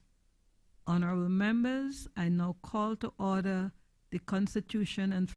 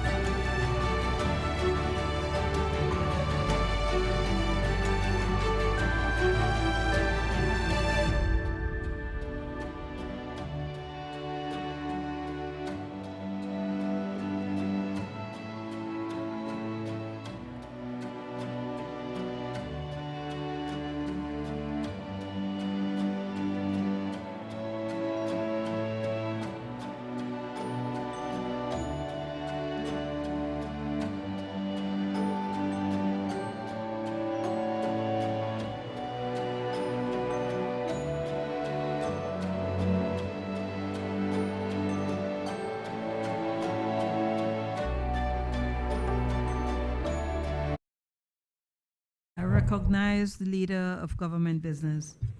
Madam President, the Standing Orders Committee has met and considered the amendment of Standing Orders of the Senate Motion 2025 and has agreed that it be returned back to the Senate for adoption. I therefore move that the question be put. Honorable members, the question is now therefore be it resolved that this Honorable Senate approves the amendment to the standing orders proposed in the draft statutory instrument annexed hereto, and the standing orders of the Senate shall be and hereby amended accordingly. All those in favor kindly say aye. Those against kindly say no. The ayes have it. I recognize the Leader of Government Business. Madam President, the Constitution and Foreign Affairs Committee has met and considered a resolution to adopt the parliamentary logo for the National Assembly of Belize Motion 2025 and has agreed that it be returned back to the Senate for adoption. I therefore move that the question be put. Honorable members, the question is now therefore be it resolved that this Honorable Senate adopts the logo next to this motion to be designated as the official parliamentary logo of the National Assembly of Belize. All those in favor, kindly say aye. Those against, kindly say no. I think the ayes have it. Honorable members, the question is and be it further resolved that the Clerk of the National Assembly shall be responsible for the management, safeguarding, and authorized use of the parliamentary logo. All those in favor, kindly say aye. Those against, kindly say no. The ayes have it. Reporting on third reading of bills. I recognize the Leader of Government Business. Madam President, I rise to report that the Committee of the Whole Senate has considered the Gaming and Lotteries Control Bill 2025, the Justices of the Peace Amendment Bill 2025, and the Domestic Violence Amendment Bill 2025, and passed them without amendment. I now move that the bills be read a third time.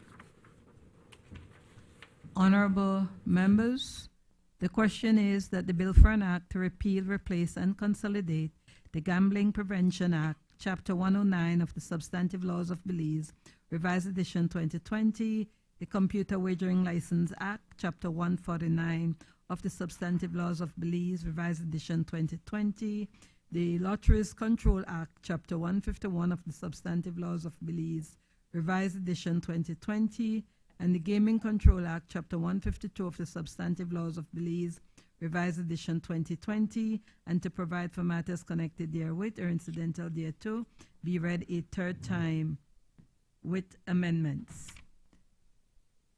Honorable members, the question is that the bill for an act to amend the Justices of the Peace Act, Chapter 11901 of the Substantive Laws of Belize, Revised Edition 2020, to empower select senior justices of the peace to issue interim protection orders under the Domestic Violence Act, Chapter 178 of the Substantive Laws of Belize, Revised Edition 2020, in urgent and exceptional circumstances, and to provide for matters connected therewith or incidental thereto, be read a third time.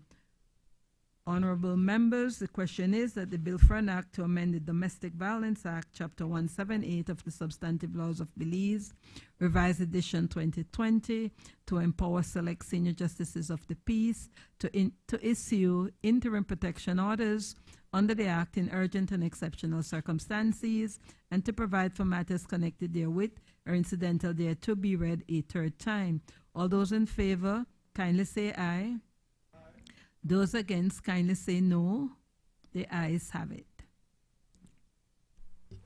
Bill for an act to amend the Gaming and Lotteries Control Bill 2025, the Justices of the Peace Amendment Bill 2025, and the Domestic Violence Amendment Bill 2025. Madam President, I move that the Senate do now adjourn. But before that, Madam President, allow me on behalf of Senators, the government bench, to thank yourself and members of the staff of the National Assembly for the support that they have given to the Senate for this parliamentary session. The session goes into recess tomorrow. They have gone beyond the call of duty, and in fact,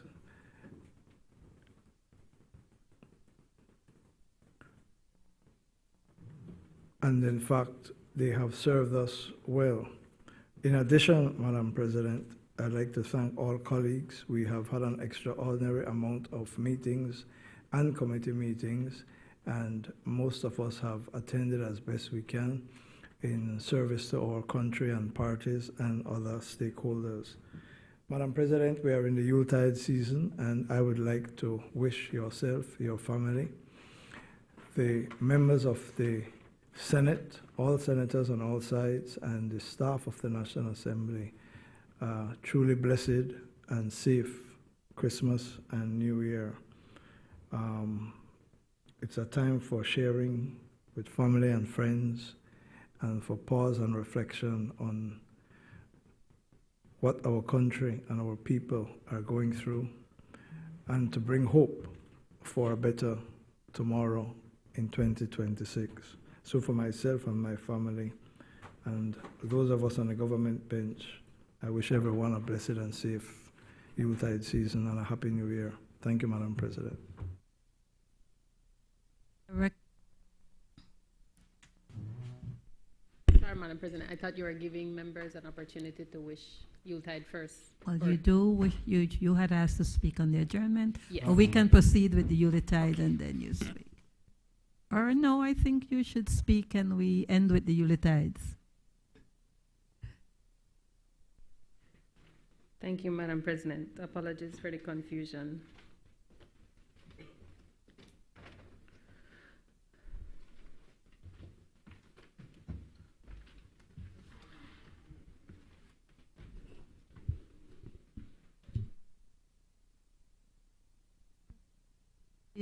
Senator Chanola. Thank you. Well, colleagues, let me begin as well by wishing you and your loved ones, as colleagues, as co-workers with the staff, behind the scenes, but you are seen looking right at Ms. Udice as representative. But please accept my best wishes for a blessed and happy time with your family, and may you find the joy that the season promises through our Savior. But colleagues, I would like to raise with you while we celebrate, because I know, as was referenced in to other legislation, there will be lots of imbibing happening, and whether that's rompopo or beer or just water, it will include water. And I wanted to speak to amplify the need for a multi-agency management authority for the Chiquibull ecosystem. And as you will see, it has a lot to do with water. I've had the privilege to witness some of the wonders of the Chiquibull with my own eyes. And I say that having seen some of it, I reiterate that all Belizeans deserve an opportunity to experience the awe of these natural features and the incredible wealth of the biodiversity of these ecosystems. And I give credit immediately to the media for more than one occasion of going into this ecosystem and to try to bring that reality of the special place into everybody's homes, everybody's living rooms. Because these invaluable contributions deserve to be in the headlines because of their contributions to everyone's life. Getting there is arduous, Madam President. It's something you can't describe easily. It's a sense of isolation that you have to feel to believe. But as disconnected as you feel there, and there is a freedom in that, it also hits home and gets into all the fields, as the young people says, because of the significance of this place to our lives, and we don't even know it, most of us, until we find out about it. Significant because this Chiquibull is the source of the Belize River watershed, meaning all the water that we use and drink here in Belmopan, in Belize City, and in dozens of rural communities along the river, directly and daily depend on the protection and conservation efforts of the Chiquibull. And as I said, that includes the water for soft drink, beer, everything.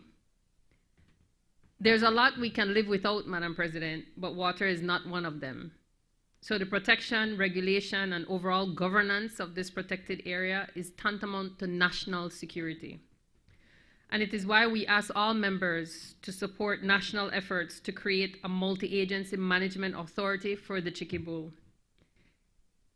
It is a false narrative that governance must be binary.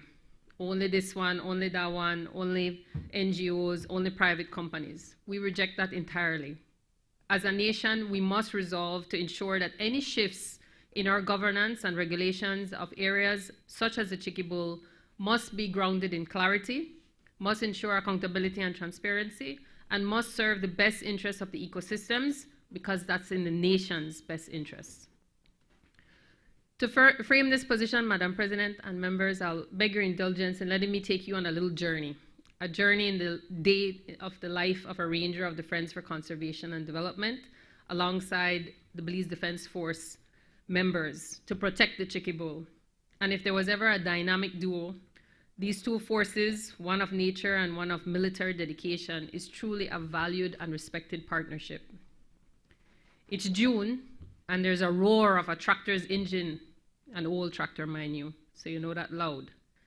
And then there's a scene, more than 22 men moving to and fro, loading up heavy bundles and all sorts and shapes of items into a trailer. Most of the load is food, and it's everything they'll need for the next 17 days. And then at the word, the men are scampering to get onto the tractor, which they've nicknamed Jumping Viper, and into the trailer. There's lots of deep breaths, but there's quiet resolve. Deep breaths because this is going to be the start of a very long, very bumpy 7-hour ride. And the hard truth is, there's no soft place on that John Deere tractor to get a comfortable position or seat. Their destination is Ceibo Chico, and the track is going to be extremely muddy. It's inhospitable terrain, and it's located 30 miles away at the foothills of the Chickie-Bull Maya Mountains. These are the areas that bring the term rain forest to life. And it's wet because this is where the Belize River starts.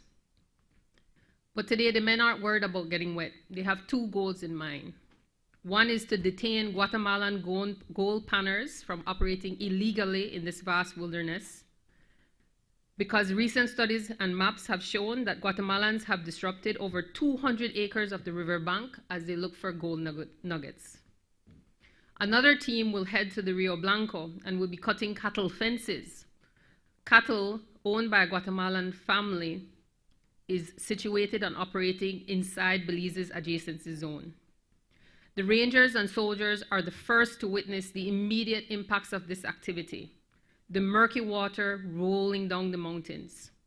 The water should be clear, it shouldn't be contaminated. There shouldn't be any cattle here. And the men can only look on knowing that eventually this contaminated water will arrive to the villages, towns, and soon Belize City, all downstream. And this, Madam President, is only one snapshot, one day of what protecting the Chickie-Bull looks like. Because the Chickie-Bull is a vast landscape comprised of 3 national protected areas. The Chickie-Bull National Park, Belize's largest protected area with over 285,000 acres located in the Cayo District. It's been co-managed by the Friends for Conservation and Development, FCD, since 2007. The Chickie-Bull Forest Reserve with over 145,000 acres, and the Caracol Archaeological Reserve of over 25,000 acres administered by the Institute of Archaeology. This landscape covers 400,000 acres, or approximately 7.7% of Belize's land surface, and forms part of the largest contiguous forest north of the Amazon. It gives you an idea of what we're talking about in terms of size. So this multi-layered protected landscape must matter to all of us, to all Belizeans, because beyond the water, the Chickie-Bull is also crucial for biodiversity in Belize, housing rare species such as jaguars and scarlet macaws. Geological features, it boasts the longest cave system in Belize and all of Central America. It's home to ancient Maya city of Caracol that once defeated nearby Tikal. It has the deepest sinkhole in the country, the highest mountain, and some of the most dense wilderness in Belize. Friends for Conservation and Development, FCD, has been supporting conservation in the Chiquibull since 1999. The support was formalized in 2007 when FCD officially entered a co-management agreement with the government of Belize for the Chiquibull National Park. Due to the location of the park and recognizing the shared ecosystem with our neighbor, Guatemala, FCD works closely with its counterparts there.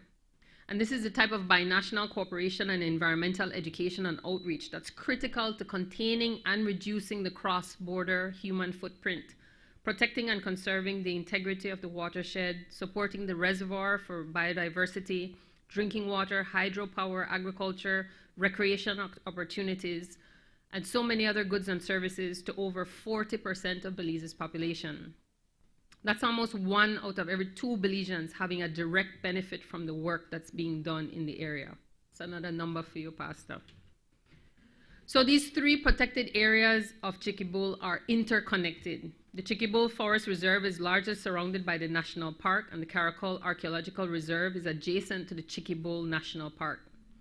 FCD has operated in the Chiquibull for almost 2 decades under formal agreements with the Forest Department and the Institute of Archaeology, and often at the request of the government of Belize. When the areas became unsafe, filled with chateros and poachers and gold panners and cave looters and illegal hunters and loggers, FCD was the front responder, the first line responder. And through the joint efforts of those key agencies, particularly the Belize Defense Force and FCD, the area became safer. Safe enough that today, Belizeans can operate there, invest there, and make a livelihood from legal activities such as timber harvesting and extracting gold. As a result of the work of multiple entities in the Chiquibull, cooperation and coordination with the Ministry responsible for Sustainable Development and Forestry, the Ministry responsible for Foreign Affairs, Culture and Education, and the Ministry responsible for National Defense and Security, shows that all of those people need to be talking. It's a necessity. There's also need for cooperation and coordination with the Ministry of Home Affairs and the Ministry of Immigration due to the illegal border crossings and encroachment. But, Madam President, this wider Chiquibull landscape has been under intensive and constant pressures for many decades. It is notable that because of the robust and consistent intervention of FCD, just their presence, but supported by these various MOUs and letters of engagement and collaboration with the respective government agencies over the last 18 years of management, there are results. There has been progress.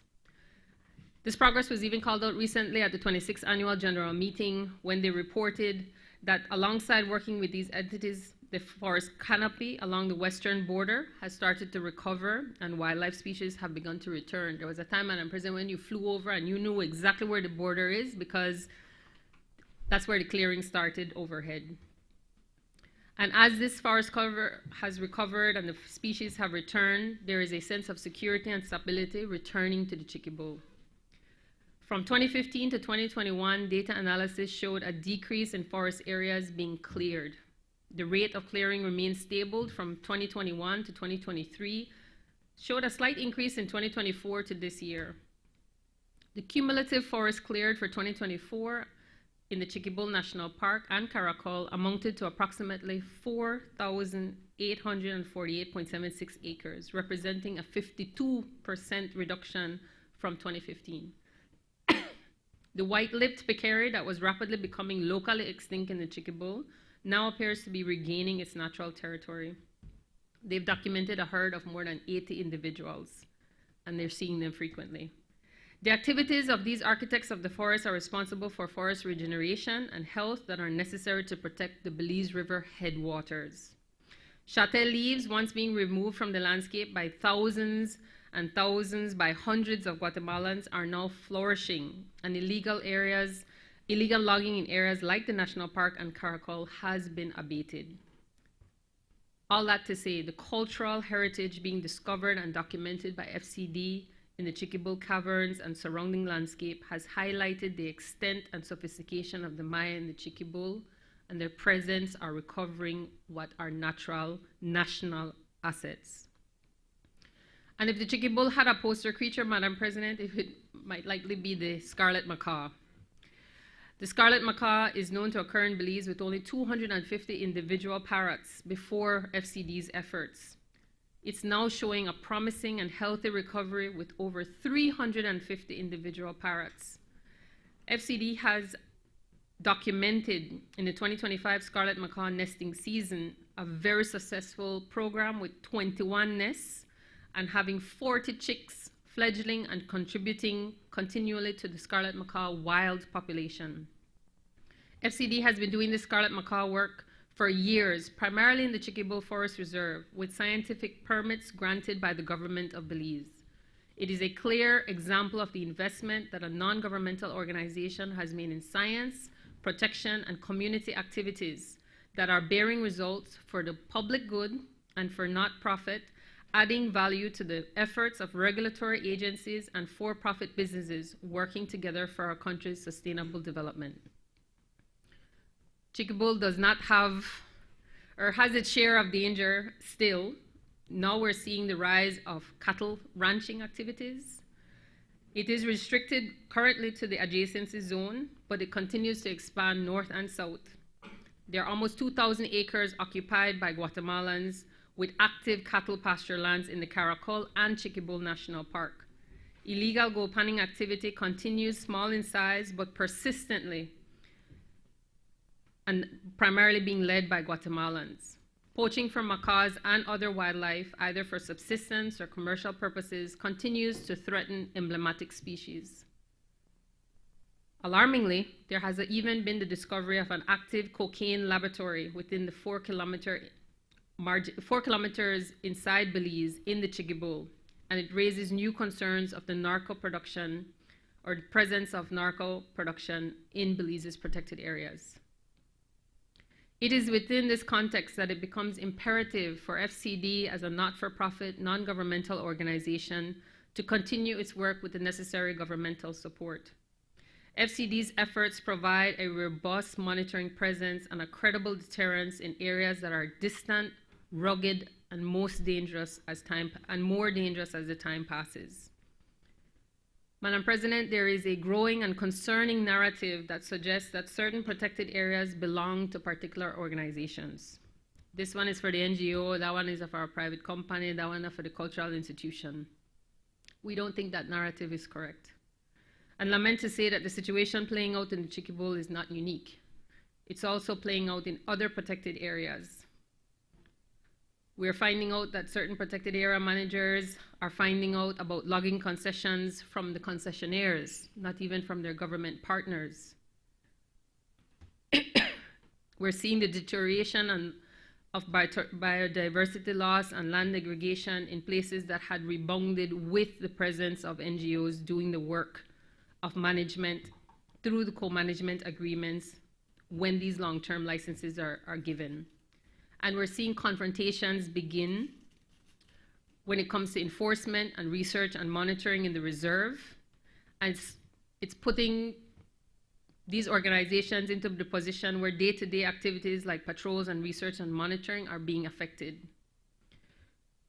But just as notably, there has been little to no intervention from the Ministry of Sustainable Development or any of the other regulatory agencies in terms of overall management. These areas belong to the people of Belize. These are public lands, national assets. These organizations operate in them under the authority of the government of Belize and are in the service of the public interests.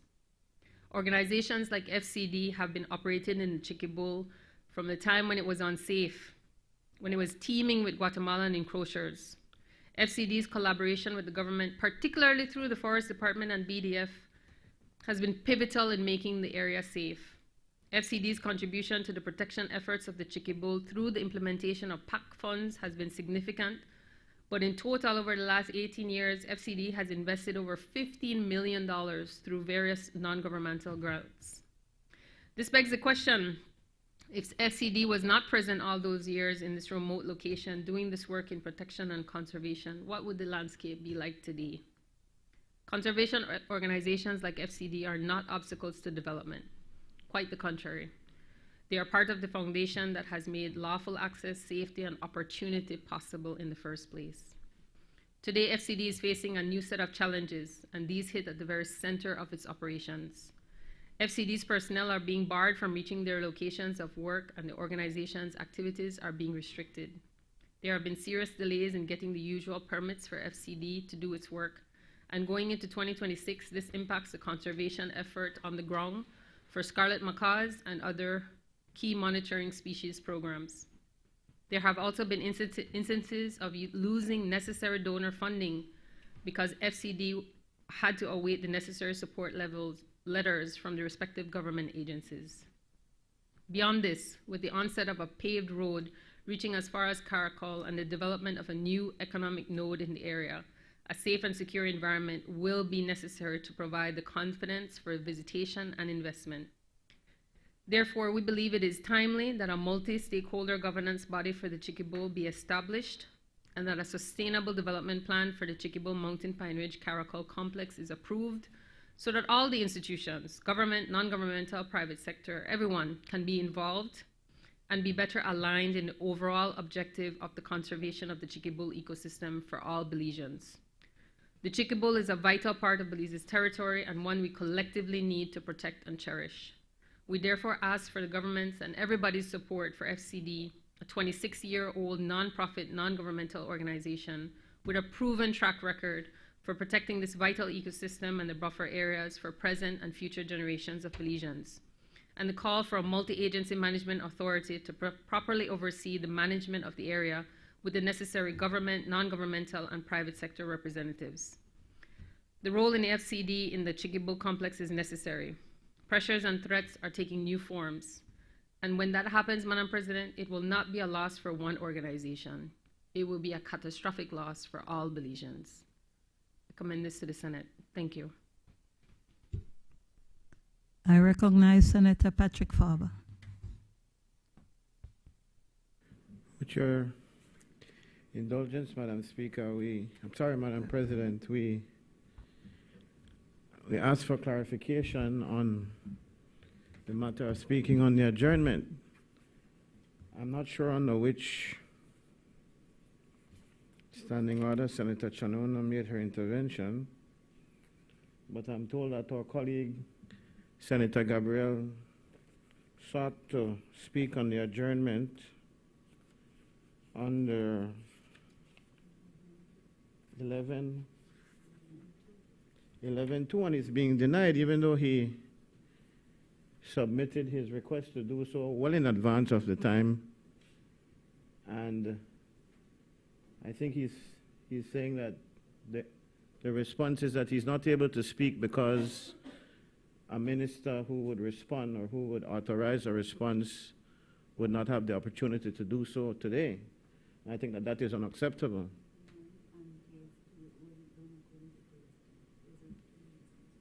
What is 12.2?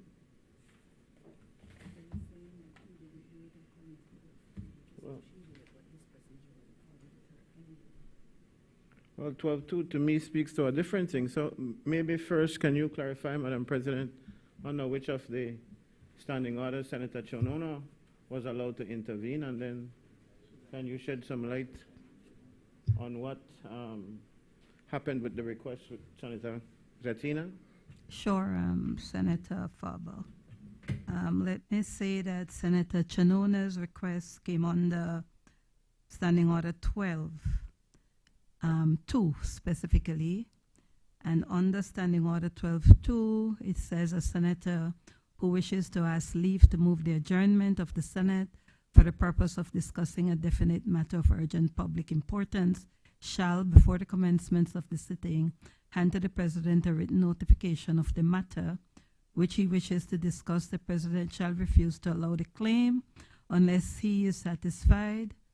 I'm glad we're changing these he to he or she, but he is satisfied, A, that the matter is definite, that the matter is urgent, that the matter is of public importance, and that the matter may properly be raised on a motion for the adjournment of the Senate. And so Senator Chanona made such a request, and that request was granted. As it relates to the request of Senator Zatina, that request was made under Standing Order 11.2, which is a separate um, standing order, which has its own criteria. If I can speak to the request, it asks that pursuant to Standing Order 11.2, leave to move on the adjournment, and it speaks of a definite matter of urgent public importance. And if you note that definite urgent matter of urgent public importance come on the 12.2, not 11.2. But on the 11.2, there are also some criteria. Today, when I looked at the requests, and I typically grant requests once they are in order. The request was sent Friday the 12th at 9 p.m. in the evening. If I can speak to 11.2, it says, upon any motion that the Senate do now adjourn, moved by a minister or a senator responsible for government business under the preceding paragraph, 6 standing order, and I will just excuse that part. Any matter for which the cabinet is responsible may be raised by any senator who has obtained the right to do so on that day, and the minister responsible for the matter raised, or in his absence, any other senator to whom such responsibility has been delegated by the minister shall reply. Thereafter, if time permits and it continues, another senator can continue. At subsection 3, it speaks to the senator who raised a matter. Under 2, at a particular sitting shall give notice of the matter in writing for transmission to the president not less than 2 days. And we interpret 2 days to be 2 business days before the sitting concerned, and the clerk shall also transmit a notice, copy of the notice to the appropriate minister and the senator responsible for government business, and subject to giving such notice, the right to raise matter shall be allotted for each sitting through the arrangements as the president may make. The reasoning for it then is that it was not done on the 12.2, it was done on the 11.2. It has to be done 2 days before. And once that request comes in, we will then convey it to the appropriate minister, who will then delegate to a senator the response. So I encourage Senator Zetina that we can look at this for the next sitting once it meets the timeline, and so then it can be transmitted to the appropriate minister, who will then respond through a delegated minister of the government, dedicated senator of the government side. Senator Faber? Guided by your response, Madam President, however, I am told by Senator Zetina that the guidance for him to submit on the 11.2 was given by the clerk. That's what he's saying. And then if we are to look at 12.2, and if we're to, we're not trying to make any problems for the position of Senator Chanona on the Chicky Bull. That is a matter that I think is very important, and so please don't consider it to be any kind of affront to that. But my read of 12.2 suggests that once Madam President is satisfied, there has to be support from other members, at least 2 other members of the Senate, or the entire Senate, for the matter to be presented, and that certainly was not done just now. So we're trying to understand, this is much different from what happens in the House, but I'm trying to understand what is the proper process here. And do you get the same reading, Madam President, that 12.2, or it would be 12.3, if the President is so satisfied, and either leave of the Senate is given or it is not given, at least 2 senators by rising indicate that they support? Thank you. I take but again, we have had similar situations in the previous parliamentary session, and the interpretation that I had received and which I complied with, once that the President is satisfied and it lists the areas by which it is satisfied, then the president can move to having the senator make their presentation. That can apply as well to any senator. In this particular case, be mindful that the request was made on the 11-2. If Senator Zetina had applied on the 12-2, then it would not have gone to the minister in particular, and for him or her to delegate that responsibility of response to another senator. Now, there is absolutely nothing wrong with the clerk, in my mind, advising of 11-2. However, be mindful that there is also a timeline which we have to meet, because under 11-2, which is different from 12-2, 11-2 requires it to go to a minister, so you also have to give that minister the time to respond. And so in this particular case, we had a timeline in which to meet. I saw the email this morning, actually, and I spoke to the clerk about it. So the advice is not wrong. It is just looking at it at a timeline. And as I've said, I do take the point of Senator Zetina wishing to bring up the matter of the Holchan. So I'm going to ask Senator Zetina that for us to look at this request, it will now meet the timeline. We will forward it to the minister, so at our next sitting, you'll be able to make that representation. And the designated minister will then be able to, the minister will be able to delegate that responsibility to a senator, either the leader of government business or another senator, for them to respond. Senator Faber, I wish for those Yuletide greetings now. Almost, Madam President. Guided by what you've said, but also Senator Zetina did not receive a response. In fact, he did not realize that he would not be allowed to speak until just now when Senator Chanona got up. I think the proper thing to have happened would have been for him to have been informed that he didn't meet the deadline, and then if he wanted to present it on the 12-2, he would have been able to. Understanding he would not have gotten a response from the minister, he could have at least brought the matter for it to be sensitized since... Sorry?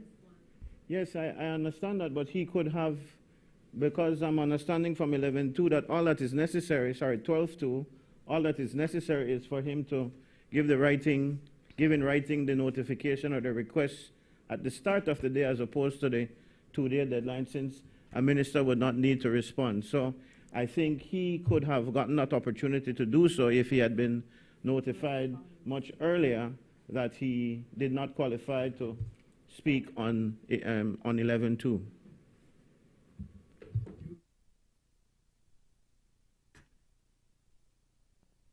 I will say it's a learning process, and it does not in any way take away the right of Senator Zetina to speak on the matter, which we will be able to do at the next sitting, since that request has already come in. Father, Yuletide greetings. Only to say before I do, Madam, that the next meeting is probably going to be in February at some point, and by that time, I think the matter may not be as timely as it is now, but we're guided by your decision. Madam President, I join with my colleague, the Leader of Government Business, first of all to congratulate the staff of the National Assembly and wish them a very Merry Christmas and Happy New Year. I believe fully that the staff under the leadership of our clerk has been stellar. I think the level of professionalism and the level of service that and you know, I've been here in the Parliament for a long time, 23 years, so I can say without any flinching that it is stellar service, and it is probably the best that I have experienced. So I wish them in particular a very Merry Christmas and Happy New Year. I join with my colleague as well, Madam President, to wish all members of the Senate, all members of the House of Representatives, all members of the Cabinet and the wider government and people, but in particularly you, Madam President. We wish you well as you celebrate the Yuletide and as you start a new year. While I congratulate the staff, I believe a lot of what I have learned over the few months that I have been here can be attributed to the level of professionalism and the willingness on the part of members in this chamber and yourself, the leadership of you as President. That is in no small part responsible for much of my quick induction to what goes on here at the Senate. And as I've said to you in private conversation, I'm beginning to like this. I think it is, I think it is in some ways leaps and bounds above what goes on at the lower house. So with that, Madam President, I wish you and all members a Merry Christmas and a happy and prosperous 2026. Thank you. I recognize Senator Pastor Louis Wade. Thank you very much. This is one of our high seasons in the church and in the calendar of the church. And what a wonderful time it is when the angels announced 2,000 years ago, peace on earth, goodwill towards men. Goodwill, and I have experienced just a few months in this chamber, and I must say that I appreciate the experience, the dialogue, the debates, etc. And I always feel accomplished when we leave this place, that we are doing things in the best interests of the people of Belize. And I look forward in the new year to continue working with all sides to make Belize a better place. Especially this morning, for example, the camaraderie and the goodwill that we saw when we were able to speak with the engineer and get a better understanding of how things run in that area. It blesses my heart. There is more for our nation, and as we work together peacefully and with goodwill, certainly we will build a nation that our children can enjoy. This Senate goes on break, but it is the time when pastors, priests, and bishops work the hardest. So we don't go on. Actually, in our own denomination, there is a rule that says no one can take holiday during this time. So these are times when the clergy work the hardest. So I want to encourage them and thank clergy across the nation of Belize for the work that they do towards peace and goodwill. And then finally, I attended a workshop on alcohol, and the numbers are scary, just as the numbers for domestic violence are scary. And so alcohol is not a sin, but drunkenness is. Drunkenness is.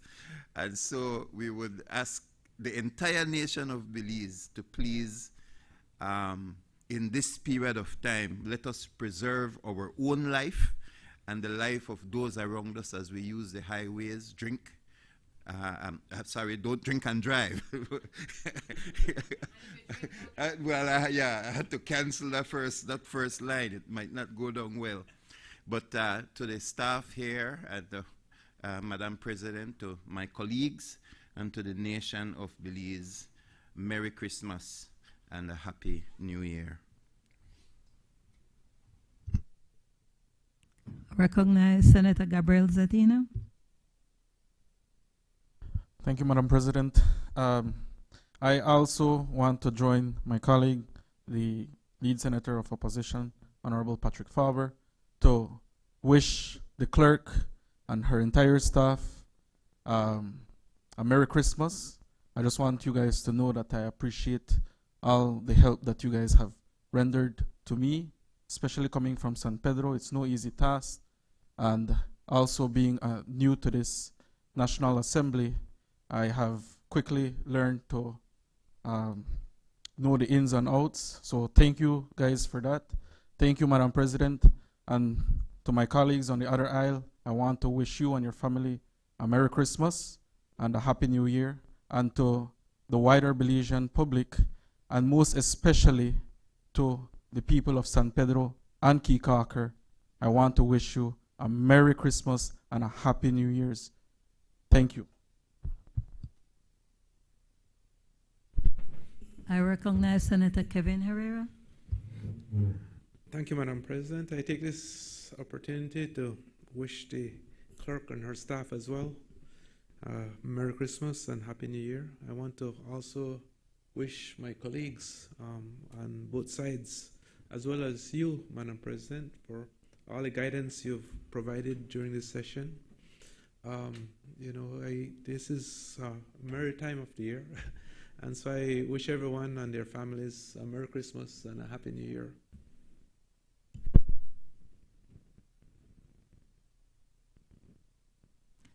Senator Sheena Pitts.